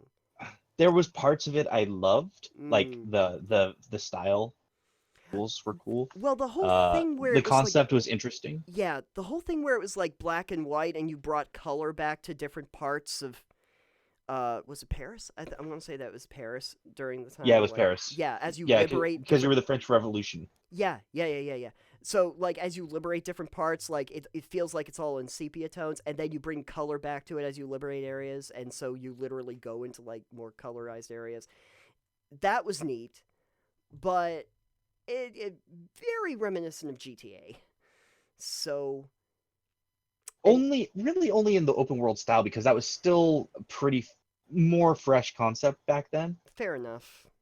I honestly, I'd love to see them get another crack at that game, if I'm being honest, because I think with everything that's been made, since then, I really feel like they could give it another shot, like really take that IP to the next level. Yeah. Then they'll never get the chance, but I think that would be cool. That, and speaking of other old IP by studios that aren't really doing anything, Eternal Darkness on GameCube I would love to see a sequel to that. Well, that was Yeah, me too. If we're going for really old games, I mean, Silicon Knights. Silicon Knights. I was gonna say, they were good. Great studio. Great studio. Yeah. If we're going for old games, freaking Legacy, Legend of Dragoon. Come on. Yes, Ooh. I have a Legend of Dragoon shirt, and I just started playing it again on the Vita. It's on the Vita? Well, it was like one of the classics that you could download on PS3, and I kind of did this weird workaround with my Vita where I could download it onto the Vita. Hey, that works. Yeah. What was the other one oh, they also did Destroy All Humans. That was a fun series. Kill all humans. That was a silly. Is that a Bender game? No. You play Bender? No, you play Cryptosporidium. I can't remember his call sign. 8652 or whatever. 8675. I think we might be getting a new one, actually. Really? Oh, that would be Well, cool. that was the rumor. That was the rumor that there was gonna be something about at E3 about Destroy All Humans. Although the most recent news makes it look like maybe they were wrong. Let's see. Destroy All Humans E3 reveal now appears unlikely. Okay, so that might... But the fact that the rumor's going around, I think there's an appetite for it. It's been a while since we've gotten the last one. Like 10, Appetite 12 for years. destruction? Yeah. That and I just only because I just saw it mentioned in that article. Yeah. But I'd love to see another red faction, but more like how Guerrilla was. Yeah, I can. Not the direction they moved in after that, but Right. Red Faction Guerrilla was a lot of fun. Guerrilla was. It's funny because I went and played the remastered version because I was like, I'm gonna give it another try. I tried playing it like 2 times because I was like, this seems great, but the missions didn't really work for me like the way they had structured it. And so I went and played the remastered version and I was like, okay, it does look better, but the missions are still problematic for me because they have such really weird win conditions. I would be like, they'd be like, okay, well, you gotta defend this thing. And I'm like, okay, I can defend this thing, but they're coming off the bridges. Okay, I go off and I try and like destroy the things on the 2 different bridges at the same time, and they've already blown up my transport. oh no, they don't need that. overran the thing you had to run away from to take care of this other thing, and then they make you go back to the very beginning, do the whole thing over again, and they had a really long load screen, and I'm like, guys, you just remastered this. Why is the load screen like a minute long between transit? I'm just gonna go back and try it again. It was strange. But I can see the concept was good, but I didn't like the way they did the mission structure. I was trying to, I can totally agree with that. yeah, I was trying to chase after one of the generals, and all I had to work with was like this giant, really slow ass tank, and I got jammed up on like a bunch of rocks, and they're like, the general's getting away, and I was like, I know, I'm trying to figure, you've given me no pathway, and they're like, oh, you lose the mission, it went out of the area, and then you have to start back at the beginning and blow everything up again, and I'm like, I don't understand why I'm doing it. Does, you've taken me out of the realism of destroying things on Mars. I mean, yeah. when you talk about the missions, yeah, super accurate. The thing I loved about it was, and if they can like do a new, and that's kind of what I mean about taking another shot with that style, is improving the missions and making that function properly the way we would expect in a current gen game. Right. But keep the way how good the destruction felt in that game, because taking a Yes. sledgehammer to a large building and just demolishing it chunk by chunk is so satisfying, especially when there's people on the top floor who don't realize you're doing it. Yeah. Those Especially when I kill them all. those mining charges, man. Oh, that is so Oh, satisfying. That was great. The other thing though that I found really weird was how hard the grunts in that game were. I like got out a machine gun, and these like grunts are coming after me, and they're knocking my health down. I'm like pumping them full of like, I'm like, how many bullets does it take? I like hit one like 10 times in a row, and he falls down, and then he gets back up, and I'm like, how? What do I have to do? I don't know. And when you're trying to do battles between like your faction and keep them alive, while you're trying, it's like, oh yeah, this is tricky. You realize you just have to start blowing everything up. It's the only option. Kill all humans. Just destroy all humans. And it comes full circle. If I had Cryptosporidium in Red Faction, I would have been all set. Just abduct all of the...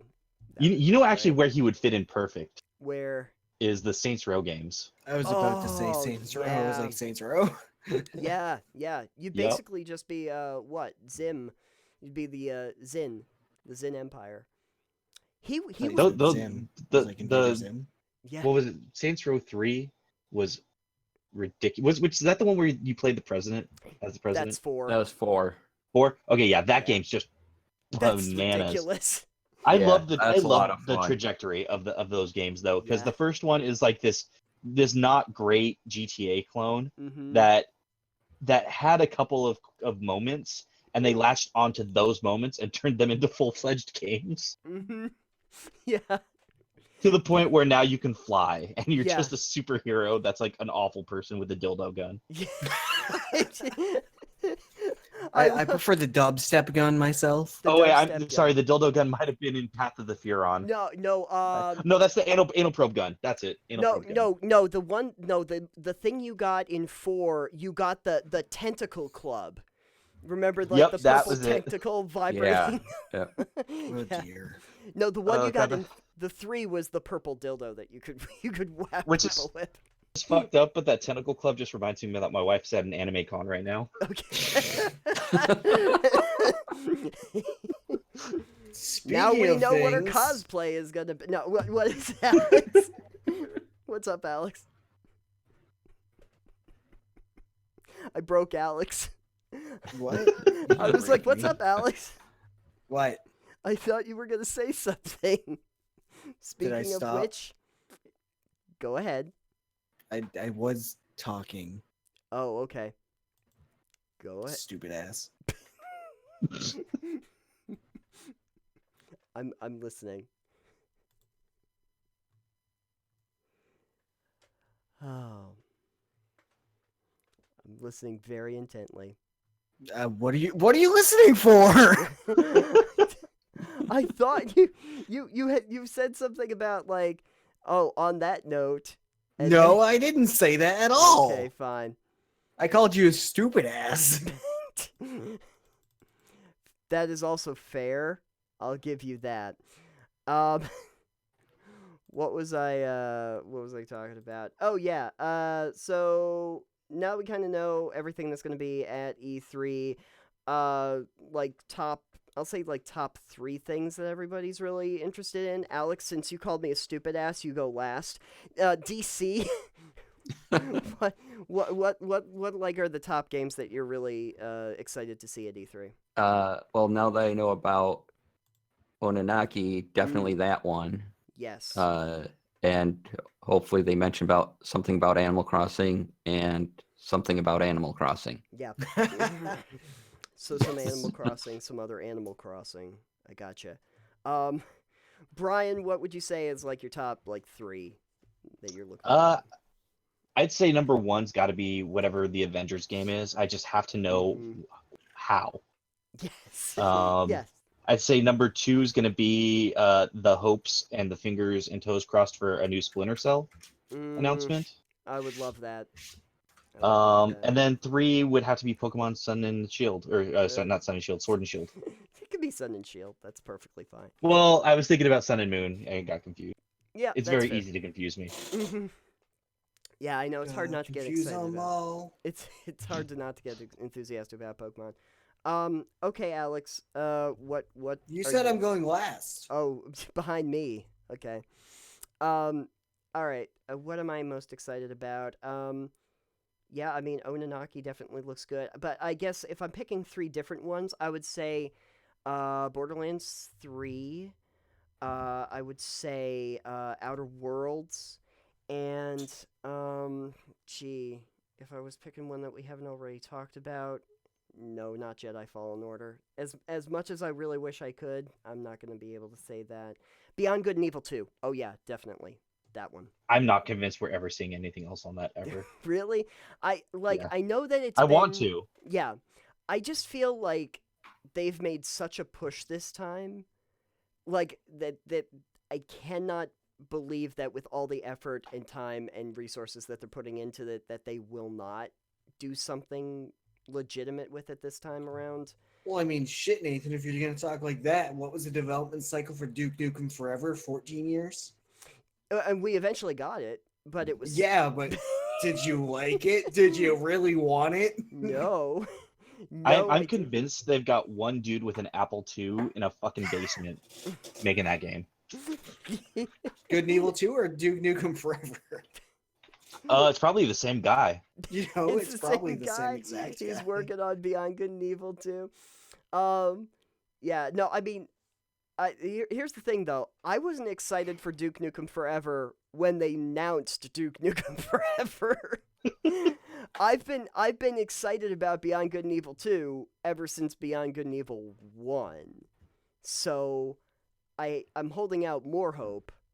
And I do say that, like, the early stuff that they've shown, and it looks like they want to put real effort. And they said that they're going to be taking time, and it will be a little while before you see it, but they are working very, very hard on it.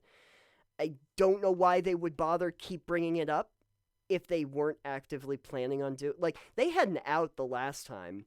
They had like a trailer, and then you like heard nothing about it, and people were like, "Oh, it must be vaporware." And at that point, all Ubisoft had to do is go, "Yeah, I guess we're just not doing it." But no, they insisted on bringing it back. So I don't know why they would bother unless they really wanted to produce a full-fledged game. Do you want to know why? I can tell you exactly why. Why?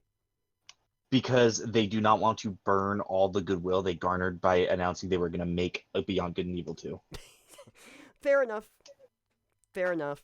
So they're hoping they can string people along just long enough and give just enough information until eventually they can peter it off and never say anything about it again, and it'll go the way of Half-Life 3. Possibly. Half-Life 3 confirmed? yeah, no. Well, I guess you know what, this E3 is probably going to be like a make or break for it, because they're saying that we may get our first look at gameplay. I think if we actually see gameplay, then it feels real, and if we don't, then it's gonna feel like maybe it is actually vaporware. I will be pleasantly surprised, but I will definitely be shocked if we see gameplay. That's true. If not that, then maybe Skull and Bones.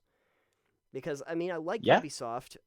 You know, I like I said before, they make basically the same game over and over again. It's a big open sandbox with 5 different events to do that you just do over and Yeah, over. my favorite thing is climbing the tower. I love climbing the tower. Oh, every tower. Yeah, I didn't have to specify a game. You literally could have just picked whatever game is your favorite and They thought do. that that was my favorite too. Oh yeah, I love it in the Assassin's Creed, Far Cry, Watch Dogs. I Even love the it in crew Watch had Cry. towers. Yes, exactly. Oh my god. I started playing Starlink earlier this year, and I was like, oh, this is going to be interesting. You're in a ship now. And I started to realize, oh yeah, I'm enjoying this, but damn, it really is like the same 5 fucking activities in this game.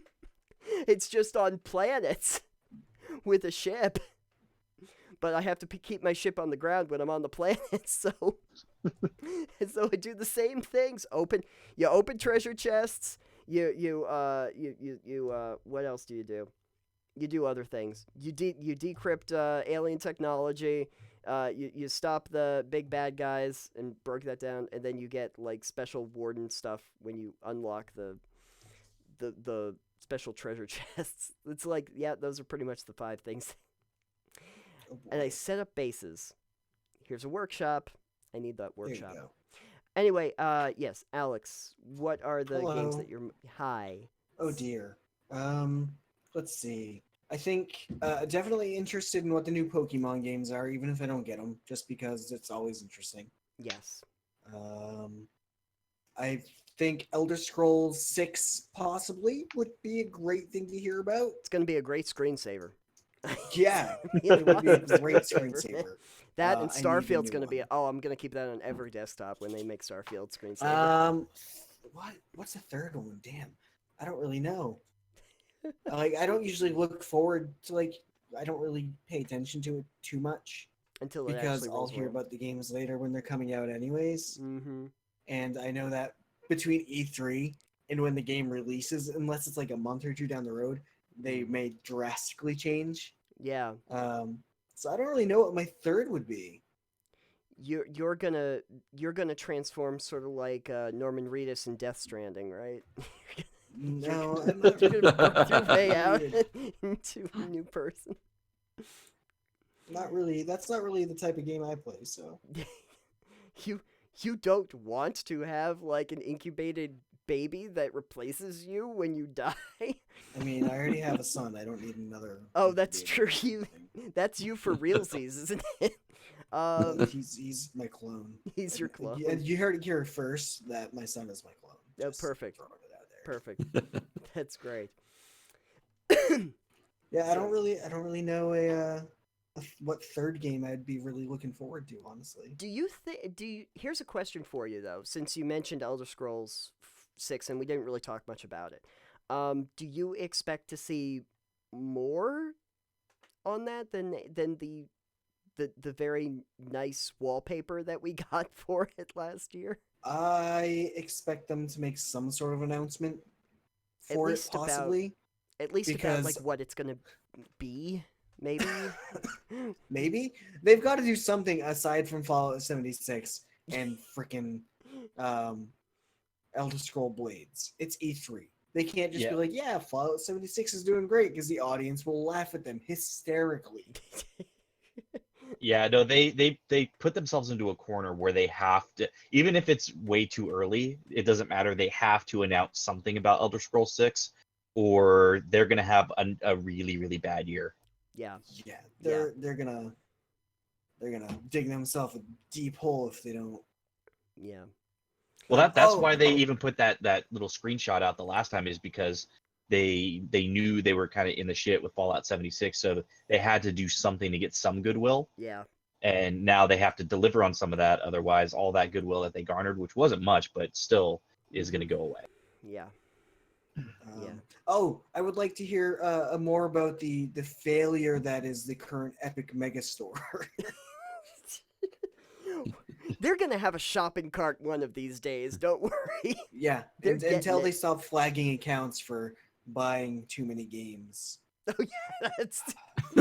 How dare you So- use our platform that we And make actually, you use? oh man. Wait, So well, I that YouTube really some of the happened? stuff that's come up is like Yeah. industry watch stuff, Mm-hmm. and it's I don't remember the channel, but this guy is going on like it's a daily news thing for like video game stuff, and so one of the big things is the Epic Store and the Epic Mega Sale, and a ton of developers that are like that pulled out of it because of various reasons or some shady stuff going on and whatnot. And it's like, yeah, we don't really want you to put our game on sale, not because we don't like sales, but because we don't want our game to look like it's worth less for you taking $10 off the game. Like it's Right. not a good look, I guess, Yeah. to be able to sell it when you sell it for less than it's worth or whatever. Right. Um, Yeah. yeah, I mean, you know the. thank you, DC. Yeah. You know the. But like a ton of people pulled out of that because Mhm. they're like, yeah, any game over like $13 is $10 off now, or something like that. Well, they have a whole thing where since Epic made a thing where they charge less to the actual game publishers for the game, like they take 13%, Steam is like 30%. Yeah. Is that It- since we're taking less, what we're gonna do is instead of a $60 game, it's gonna be a $50 game. You still end up And making more, but then Well, again, yeah, but because they're you could make paying a out lot. the developers for that difference that they're covering. Yeah, But I guess like even then, if you have a game that's only worth like $16 and you knock $10 off the price, so it's only worth visually looking at it, it's only worth $6. It's like yeah. it's the psychology of how price works kind of deal. They should be working that out with the developer beforehand. That really is a thing. I mean, And then you get what? So there's somebody who made a game and they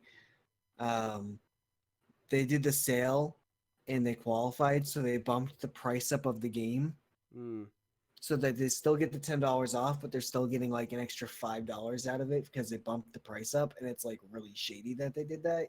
hmm So I don't remember what game it was, but yeah, it was like, yeah, that's possibly illegal to do that. yeah. I don't know if I like their exclusivity contracts. I do not. No. So that's kind of the thing, right? So they buy out all these exclusivity deals and then ban you for trying to buy those games. Yeah. Basically, Yeah, it's perfect. I don't like the exclusivity thing, and I think what was it? CD Project Red, I think, Mm, came out and they own GOG, right? do they? I think so. we both say it at the same time. Like Yeah. what? What? That's the first I heard of that. I mean, I like GOG. Maybe that's why. I don't know. GOG Galaxy CD Project Red. Oh. Yeah, Oh. CD Oh, Project okay. Red is GOG.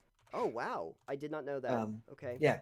So I think they came out with a statement that was I think Microsoft recently did the same exact thing, but they were like, yeah, we don't really like exclusivity deals. Not in those words, but they basically were like, so we think people should have the freedom to do whatever they want for buying the games and playing them where they want to.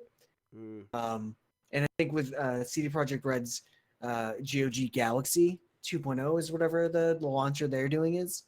I think they I guess want to be able to let you play your games from Steam or from Epic or from anything on their thing, use their launcher to launch a game from anywhere. Mm, yeah. Because they're like, yeah, we just want to be user friendly. Right. What does that even mean? I don't know. Damn you, CD Projekt, for being reasonable and thinking and thinking these things out. I didn't know that because I like GOG. I've bought games you've off of mentioned it them, a few times. and they have really good sales. And the thing that I like about them is, if you don't want to use it through a launcher, like so, they'll just let you download the game to your hard drive. Yeah. You can just I remember download those it. days. Yeah, remember that? You apparently GOG's like, yeah, no, you can buy it through us, and then you can just download it onto your computer. It's that whole DRM free thing. That's the Yeah. cool thing about that. Yeah. It's DRM free video games, and yeah, and they had, oh my god, I got on GOG I guess this makes more sense now that I know it's CD Projekt, but I got like The Witcher Enhanced, which I have not even started playing, for like $1.50. I was like, yeah, I guess I'm buying this now. Yeah, that's cool. Yeah, I was like, I'm buying it. No, GOG is CD Projekt Red. Yeah. It's at the bottom of their GOG webpage. It's got their logo and everything. CD Like the very Projekt, bottom. and CD Projekt Red is one of their development houses, but the the okay. parent organization CD Projekt, owns. Gotcha. owns Yeah, GOG. that's GOG is CD Projekt. And Yep. Project Red is Good. who made Good to Witcher know. and stuff. Yeah. So Yeah, good to know.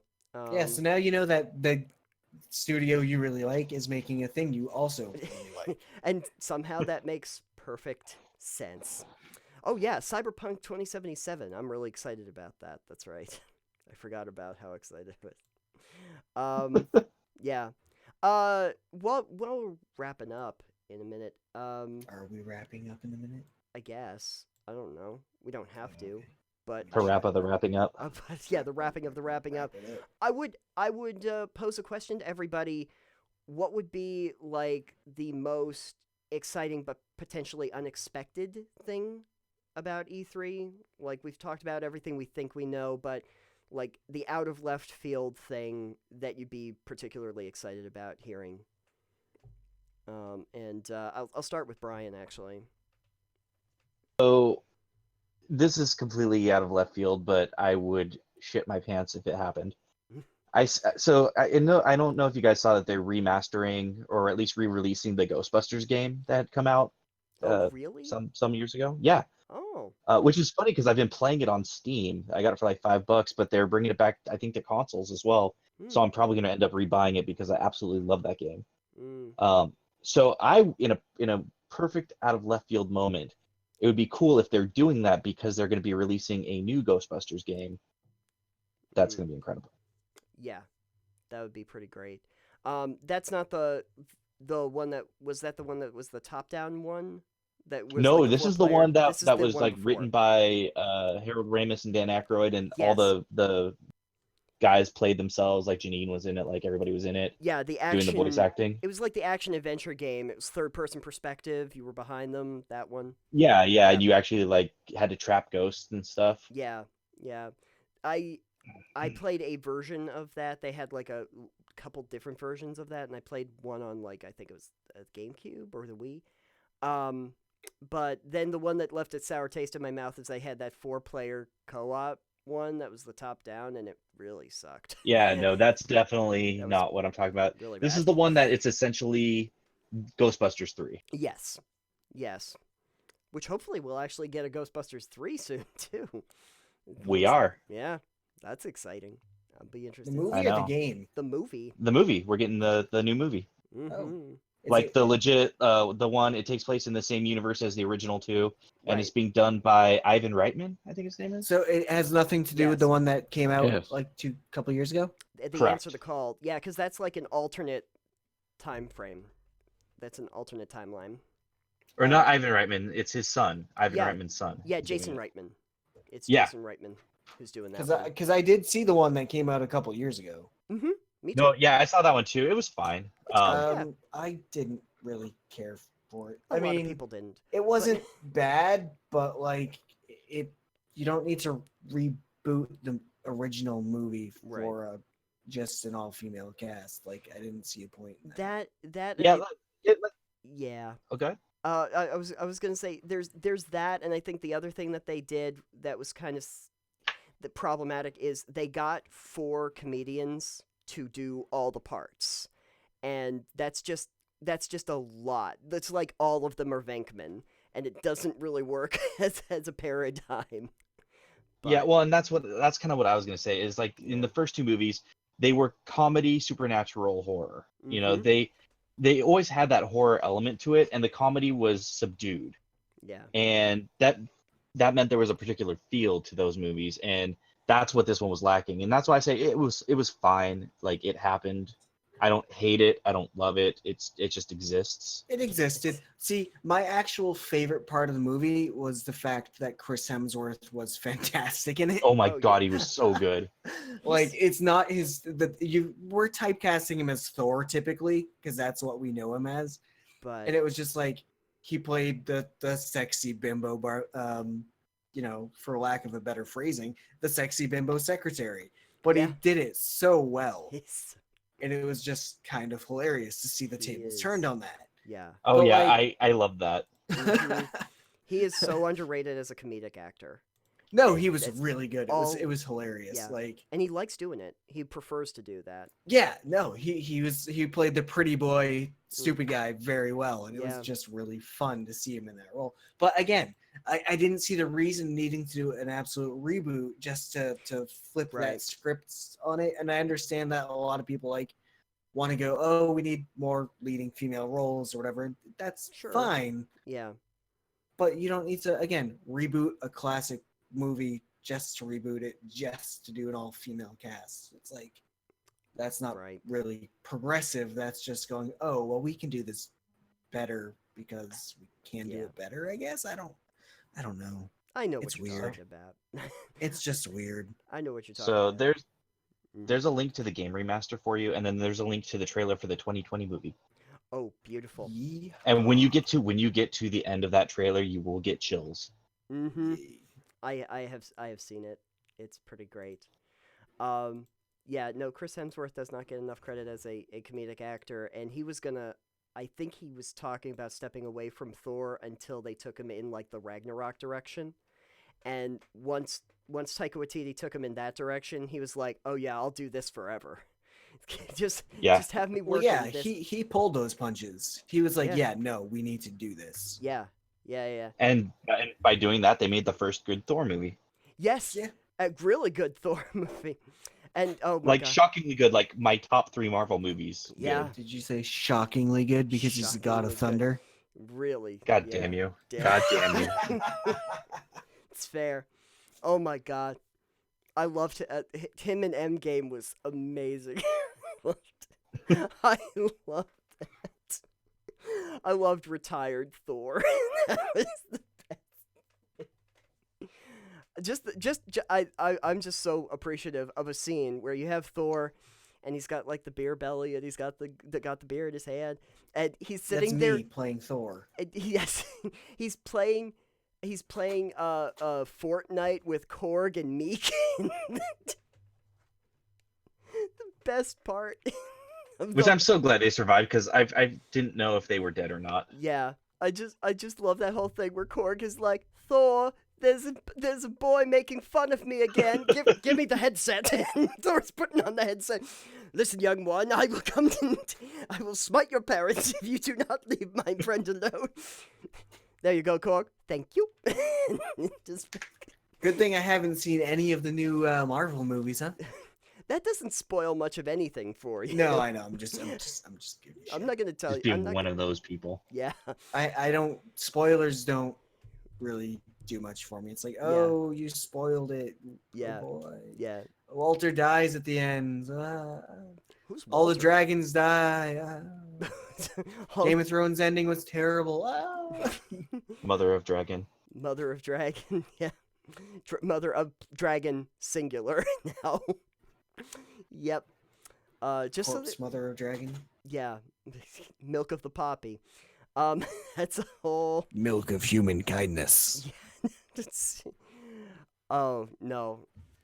Yeah, I did my video on that, and I'm done talking about it. So there you Strong go. want milk of human kindness. Sorry, I should say I actually made 2 videos. The second part of that releases tomorrow, and now I'm done talking about Game of Thrones. Officially, it's over. I was talking Done. about Fallout 4, honestly. Oh, Fallout 4, yes. Yeah. Strong want milk of human kindness. Strong was a great character. Yeah.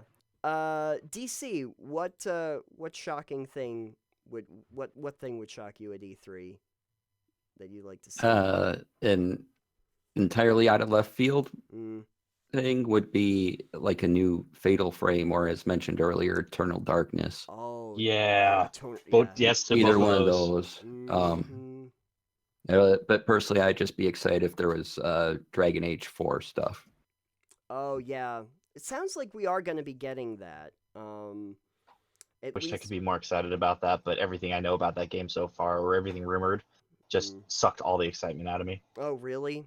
Oh, I haven't heard anything, so I'm looking forward to it and hoping I it's won't great. ruin that for you. So, I will not ruin that for you. Yeah. I'll let you be excited. Yeah, yeah. Yeah. I mean, I'm at least happy that BioWare's back to making role-play games. Because don't do Anthem again, please. yeah, but going back to Fatal Frame, that was one of my favorite horror games, and Yeah. I'd really like to see an update. Mm-hmm. Yeah, that'd be pretty sweet. I don't do horror games, so like I don't know how I feel about that. Like the most I'll do is like Resident Evil 4 when I have my Game Shark in and I can be invincible. That was basically the most horror game I've ever gotten through. Although I just played Call of Cthulhu, I guess that's considered a horror game, but I wasn't scared. So I guess it didn't do its job. Anyway. So Alex, Yo, what would surprise you? if Trump showed up to rally, Okay. He needs that crowd. he's not gonna get that crowd. All he needs to do is like just announce that like yeah, he has, if you vote for him in 2020, he will give you a free copy of the limited release Final Fantasy VII Remake. Here you go.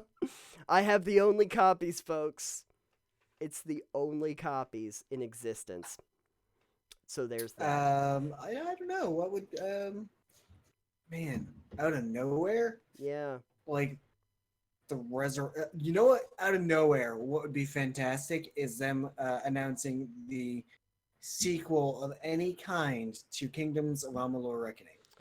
You know, I hate to give your, but we may actually end up with a sequel for that because I mean, maybe It won't be made by Kurt Schilling though. it will not be It made won't by. be Kurt, and it won't. No. Honestly, without the team that made the original game, it won't be really anything But good. but for some reason, I think I had heard something. Kingdoms of Amalur, the rights to it had been bought by another studio. Wasn't it Microsoft that bought it? I EA is think- the one who bought the studio out. well, they Not did the studio, the IP. the I have no IP. idea. But if they don't get Kurt Schilling, Ari Salvatore, and Todd McFarlane's, and the guy that was they had the game director for Oblivion on there as well. Like, Okay. those are the three that really made that game what it was. Oh shit! You know who bought it? THQ. Yep. Yeah. I found it too. yeah. THQ Nordic, who buys I was going to ask every if it was IP. THQ or THQ Nordic, because Nordic. THQ is gone. Yeah, Yeah. no, THQ Nordic has bought every IP in existence. I swear to God. Yes. Well, to be fair, THQ, until they went under, was a fantastic company. They were absolutely. They made great games. But Mhm. they also tried to. What was it? They tried to do something with the money at the end. They tried to invest in a certain tech area, I think, for their games, and it just did not pan out. Mm-hmm. Mm-hmm. It's just so just real quick tangent, just because THQ Nordic came up. I listened to Sacred Symbols, which is a PlayStation podcast, Yeah. and I shit you not, in the news every single week, and I mean every week since I've been listening, so for at least 10 weeks, probably more. THQ Nordic is in the news for buying one or two either studios or IPs or a mixture. Yeah. Yeah. It's oh yes, because now it's like, oh yeah, if THQ actually did something with half of these, that would be great. They have Well, I think how big is that studio though? Well, they're publishing. They're not They're really. I publishing, mean, yes. they're probably developing a couple things, but Mm. realistic. Holy shit! I'm looking at the list of IPs they've acquired. I was talking about Darksiders earlier. They do make that. THQ Nordic makes that directly. There's got to be like Gunfire 50 games. Yeah. IPs Yeah. since 2011. They have Let's Time see, Splitters. THQ. Oh boy, They have Second Sight. that's a lot of games. Yeah. Act of War. Biomutant, Desperados 3, Aquanox. They're the ones with Guns and Biomutant? Glory. Oh, Fade to Silence. Battle Worlds Chronos, Generation Zero, Wreckfest, The War. This War of Mine apparently is THQ Nordic. Oh, They got Time Splitters. yeah, the time Saints Row, Alone in the Dark. Saints Yep. Row the Third, Second Sight. Carmageddon. Oh yeah, Carmageddon. We need a new Carmageddon. And yep, Puzzlegeddon. Darksiders 3, Sphinx, Rush, a Disney Pixar game, Zoo Tycoon. They do the Sphinx Outcast. and the Cursed Mummy, if you guys remember that one. Oh. Yep, I'm looking on their webpage right now. Oh List of yeah, names. yeah. Super Lucky's Tale, Oh, I Disneyland played- Adventures, I've played that one. Recore, Titan Quest. Oh, they did D-Blob. Recore? Yeah. Oh, wow. I They also did Red Faction Gorilla, Yeah. remastered. Yep. Pillars of Men of Eternity 2, Valor. Deadfire. Oh, yeah. Raven remastered. Oh. Spellforce 3, Black Mirror, Stuntman, which was amazing. Stuntman. Chasers Nightwing, Lox Quest, Summoner, Victor Vron, which is awful. Darksiders. The Dwarves, Oh, you know what? They've got Full Spectrum Warrior. I'd love to see a new one of those. Halo Wars Yeah, 2 they that was an did. interesting game. Oh, shit, I didn't know that. They did Warhammer End Times Vermintide. Oh, that's right. They do those, don't they? They did Quantum Break, State of Decay, This Is the Police, Ori and the Blind Forest, Mm-hmm. Orion Bumper, yes. Broken Age. Titan Quest. I I said played that. one. Oh, sorry. D-Blob 2. They have quite a few things on there, actually. They did the Darksiders franchise. Yeah, that's right. Gunfire is under their thing. Broken Age, which would have been Tim Schafer's thing. Yep, that was Tim Schafer. I didn't realize THQ Nordic is the publisher for it, though. I didn't either. At least for that one, yeah. It makes sense though, Yeah. because Double All Fine, right, Double Fine so- needed somebody. Yeah. The company's internal development studios in chronological from earliest to most recent order is Grimlord Games, Mm, based in Munich, Rainbow Studios, based in Phoenix, Mirage Game Studios AB, based in Sweden, Foxglove Studios AB, based in Stockholm, Sweden, mhm. Black Forest Games, based in Germany, Pieces Interactive, based in Sweden, Experiment 101, based in Sweden, Bugbear Entertainment, based in Finland, and Piranha Bytes, based in Germany. Mm. Yep. They own quite a few development They own a studios. lot of stuff. Yeah, that would be. Man, I wish THQ was like still a big company though. Seriously, Yeah. That when they died, that was the death of middleware. it was also the death of Dawn of War. Yeah. Whatever you. Yeah. Unfortunate. But now that that's in my head, I'm starting to realize I see nothing in here. And so I guess this would be the thing that would shock me the most is apparently if I actually have a release date for Psychonauts 2. Because they I thought didn't you even were gonna say freaking Shaper. mention it. They didn't even mention it here. And I'm so worried now. Yeah, out of left field, if THQ showed up, I would be shocked. Yeah. Yeah, that would actually be pretty impressive. Yeah, no, I'm looking forward to Psychonauts 2. It's just that Oh yeah. I don't know. I literally don't know when it's ever going to come out. Is there anything else about it that would really shock me? If we actually had gameplay from Elder Scrolls or Starfield at this point.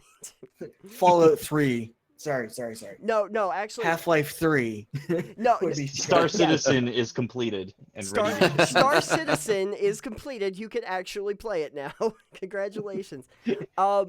Fallout 76 gonna get a single player mode. You're welcome, everybody. We're gonna do that. Actually, the thing that would shock and amaze me, but I would be so happy, and I might actually be able to redeem Bethesda for past transgressions, is if they showed Starfield and they showed it with a new game engine. I think that would probably be shocking, because I don't think they're going to do it.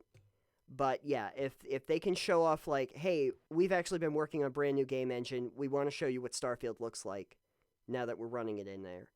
And they can actually show gameplay. Great. That would be awesome. Would love to see that. Not gonna happen. Probably not gonna happen.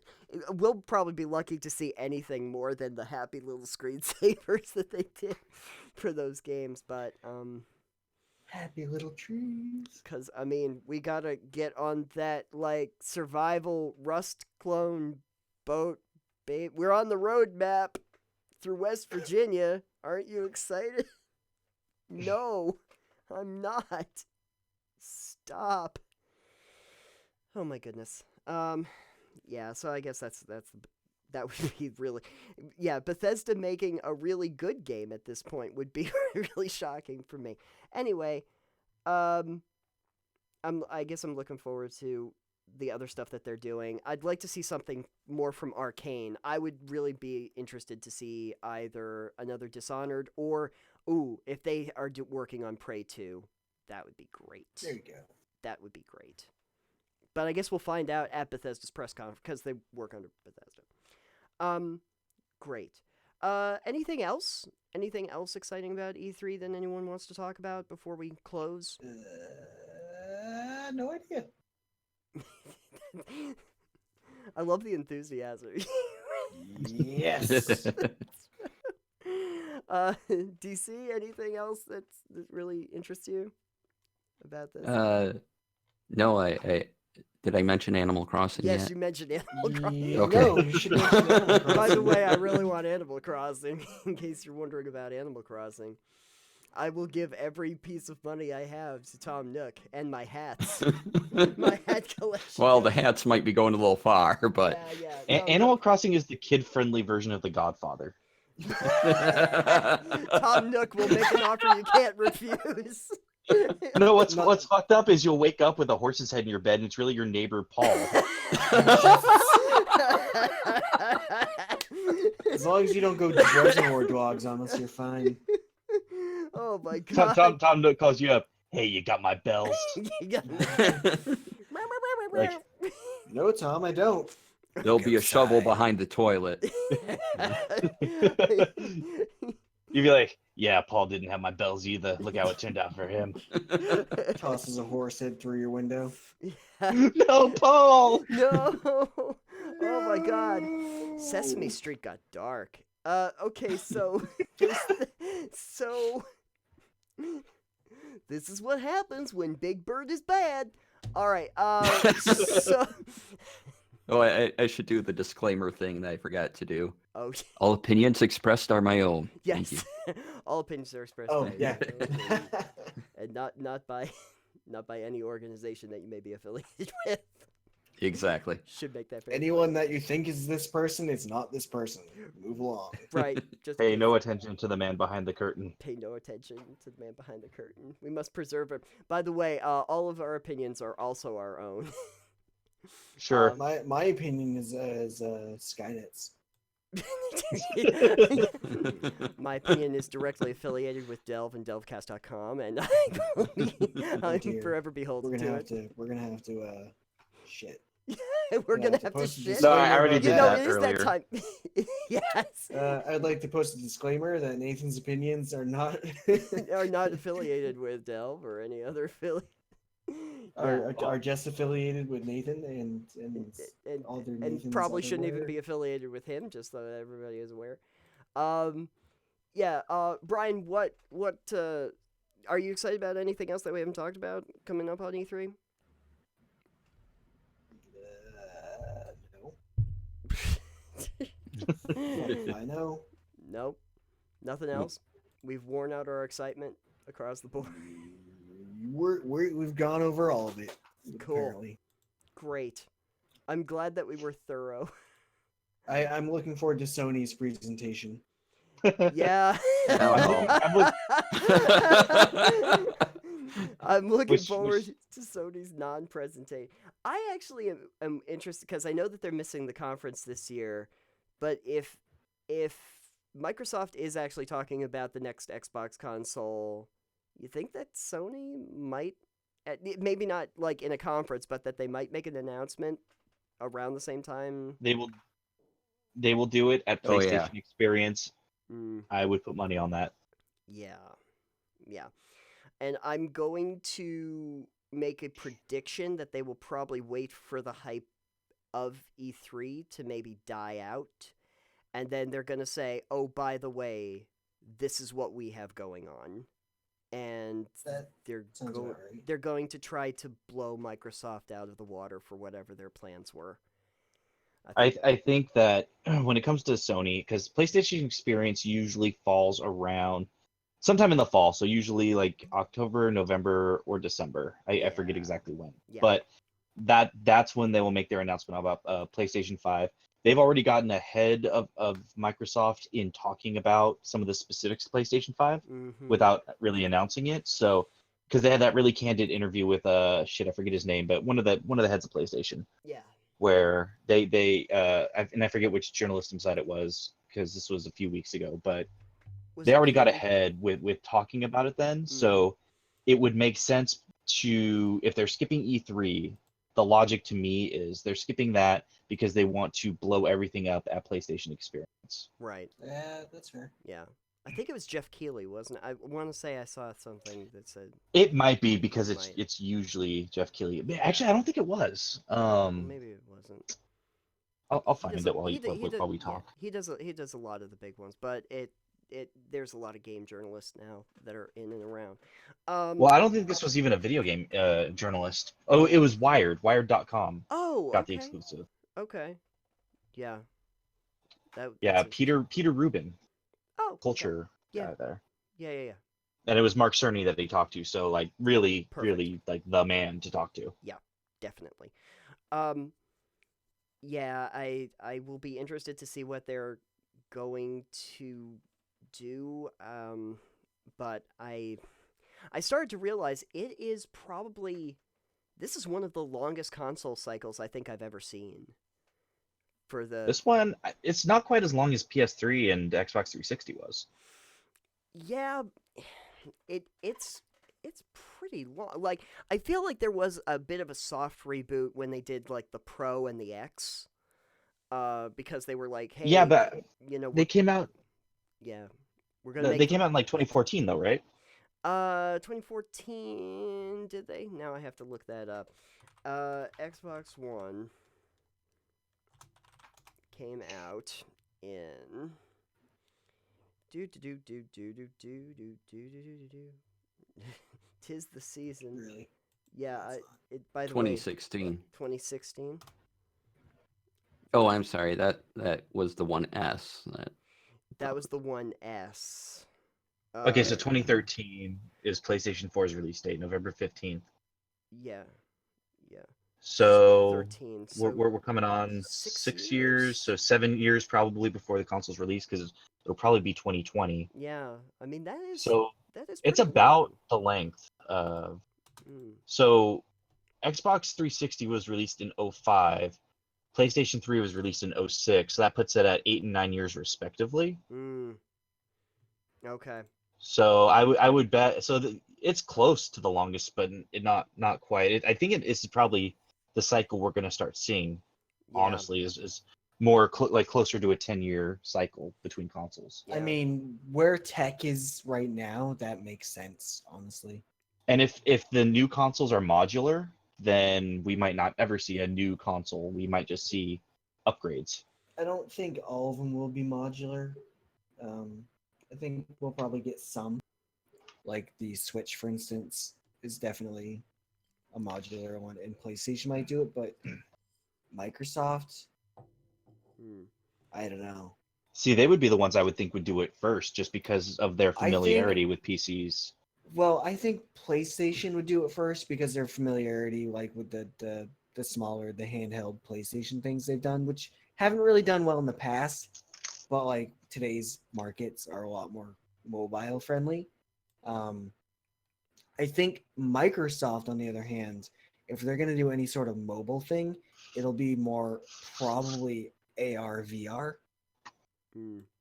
Well, I'm not talking mobile. What I mean when I say modular, I mean like instead of getting an entirely new console, you just swap out for the newest graphics card, almost like a PC. I think PC. I think Microsoft. If anyone was going to do that, it would be Microsoft. Yeah, that's what I was saying. I don't think the console manufacturers are going to really do that, though. I honestly don't think anybody really wants that. So I'd be shocked to I don't think it'll be this generation. Not unless se. one of these guys cuts a deal with the manufacturers of those cards. Yeah. Well, they would have to cut that long ahead of time, because that would have to be the plan from the beginning.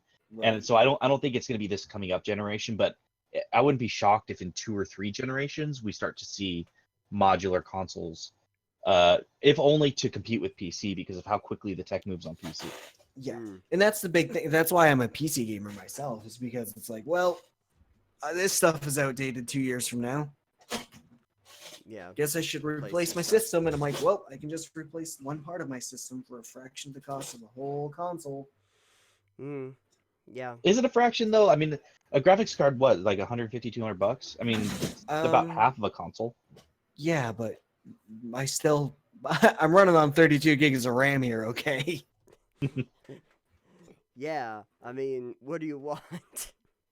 30, plus I have like 5 terabytes storage, so it's like, I can upgrade that at any time. Well, and that's why I think modular is the wrong way to go for consoles, because people who play on consoles, and I play primarily on console, but I've started to embrace PC gaming a lot more since I got my laptop. But the point of console gaming is you turn on your game and it just starts, Yes. which is the case for most PC games. But again, when you are trying to update it and stuff like that, it's a little bit more complicated than just buying a new console. Yes. Fair enough. Yeah. And then we have all of the great streaming consoles that are going to come out and totally do so much stuff. I do not hold out much hope for streaming consoles, much as Google wants me to be. But Google's going to try it. They're going to fail. Yeah. But I can guarantee you that Microsoft and Sony are going to learn a lot from their failures. And again, it's not something we're going to see next generation, but 2 or 3 generations from now, when the infrastructure's there, when Google Fiber is laid everywhere. I still would hate it just because of the latency, but for people who don't care about that as much, for people who aren't that hardcore into making sure everything lines up perfectly and they get the best response times and shit like that, for Joe Blow who wants to play the newest game but can't afford a $500 console, and they can release a streaming platform for $150, maybe $200, right? That's who that's going to be for. So I think we might get a situation where you have dual consoles. You've got the entry level streaming console, and then you've got the whatever, and they'll probably just call the other one the Pro Edition. Right. Yeah, the idea that I don't have to worry about hardware requirements anymore, and that like the games don't have to work inside of the constraints of what the console hardware is very appealing. But the internet has to be better across the board before we. Well, and even when it is, you're never going to completely eliminate latency. It's impossible. No, that's the unfortunate part. But yeah, I mean, the concept is cool. Like when they're talking about like what they want to do with Stadia, the concept is cool. Like you're in a match, you're watching a streamer, you want to get into one of the multiplayer matches, and you can queue up for it.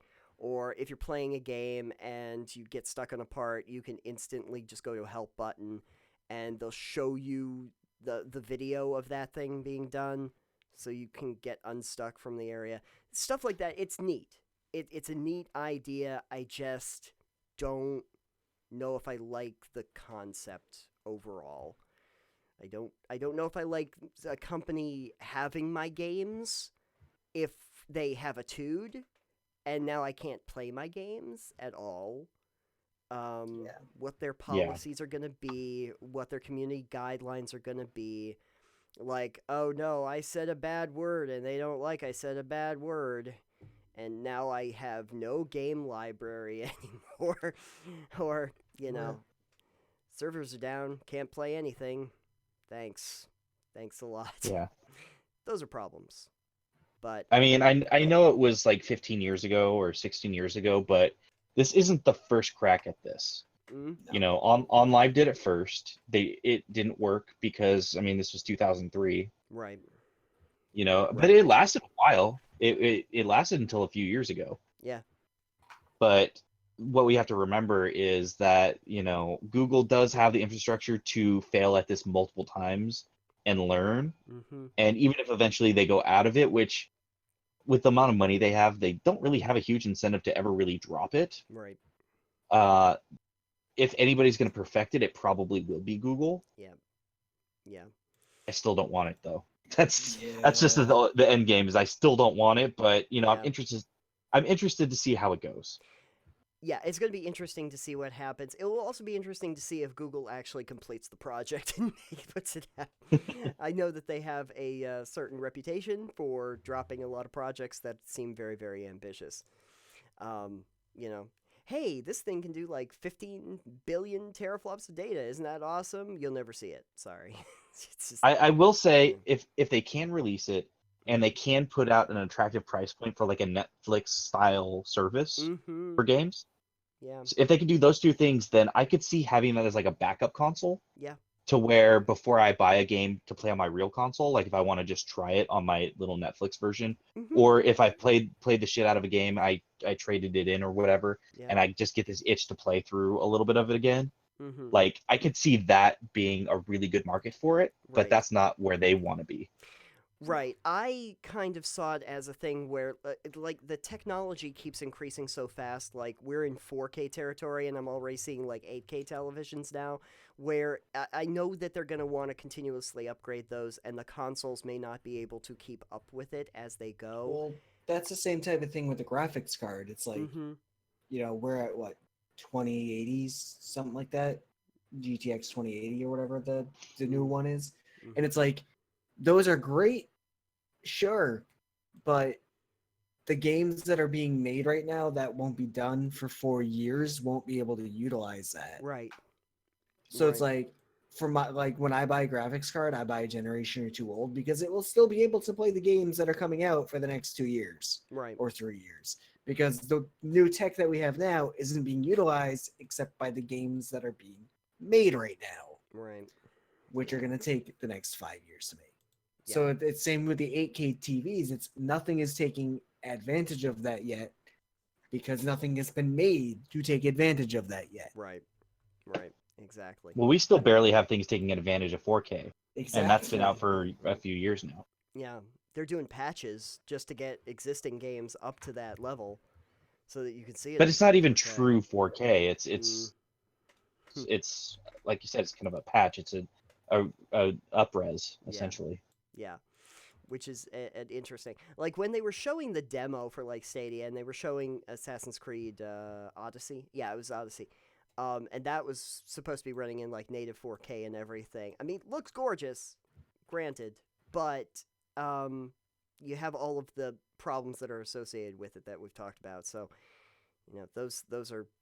I don't know if those are ever going to go away. If the latency issues and the response times and everything are ever going to go away, I don't see it happening. So, nice idea, but maybe we'll learn more. I mean, apparently Microsoft has their thing that's essentially their version of Stadia that they're going to be talking about this year. We'll see what they're doing. I don't know. It'll be interesting to find out. So there you go, folks. The future of gaming in a nutshell. And the future of E3 in a nutshell. Yeah. And Sony. If you consider like 4 hours of us talking as a nutshell, I don't know. I don't know if that's actually a nutshell at all. Perfect. Anything else? Anyone have anything else? Nothing. Nope. No. Mm-mm. I think that's about it. All right. Sounds good. Well, that's a good place to end anyway.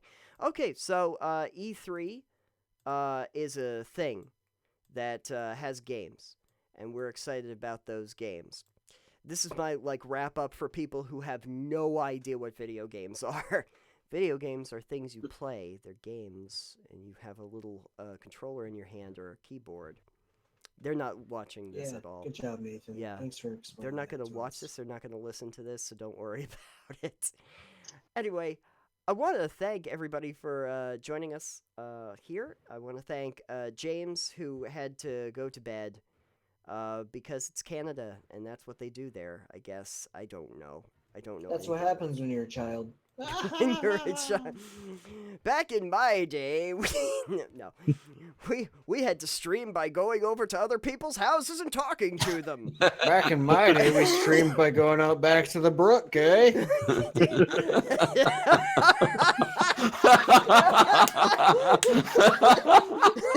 Oh, you beat me to that joke. It's because I'm a dad. I get the dad jokes in there first. Oh, speaking of, let's end on an actual joke. Hey guys, I got a question for you. Oh, Jesus. What? What sound does a street sweeper make when it's getting revved up? Can I just disconnect now? No. What? It goes broom, broom.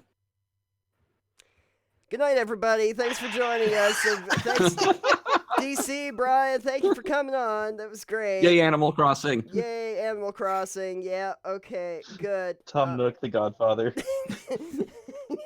I'm the dad joke father. Kisses bells. Back in my day, a bell was worth... No, sorry. Good night, everybody. Thank you for joining us. See you next time. Bye. Bye.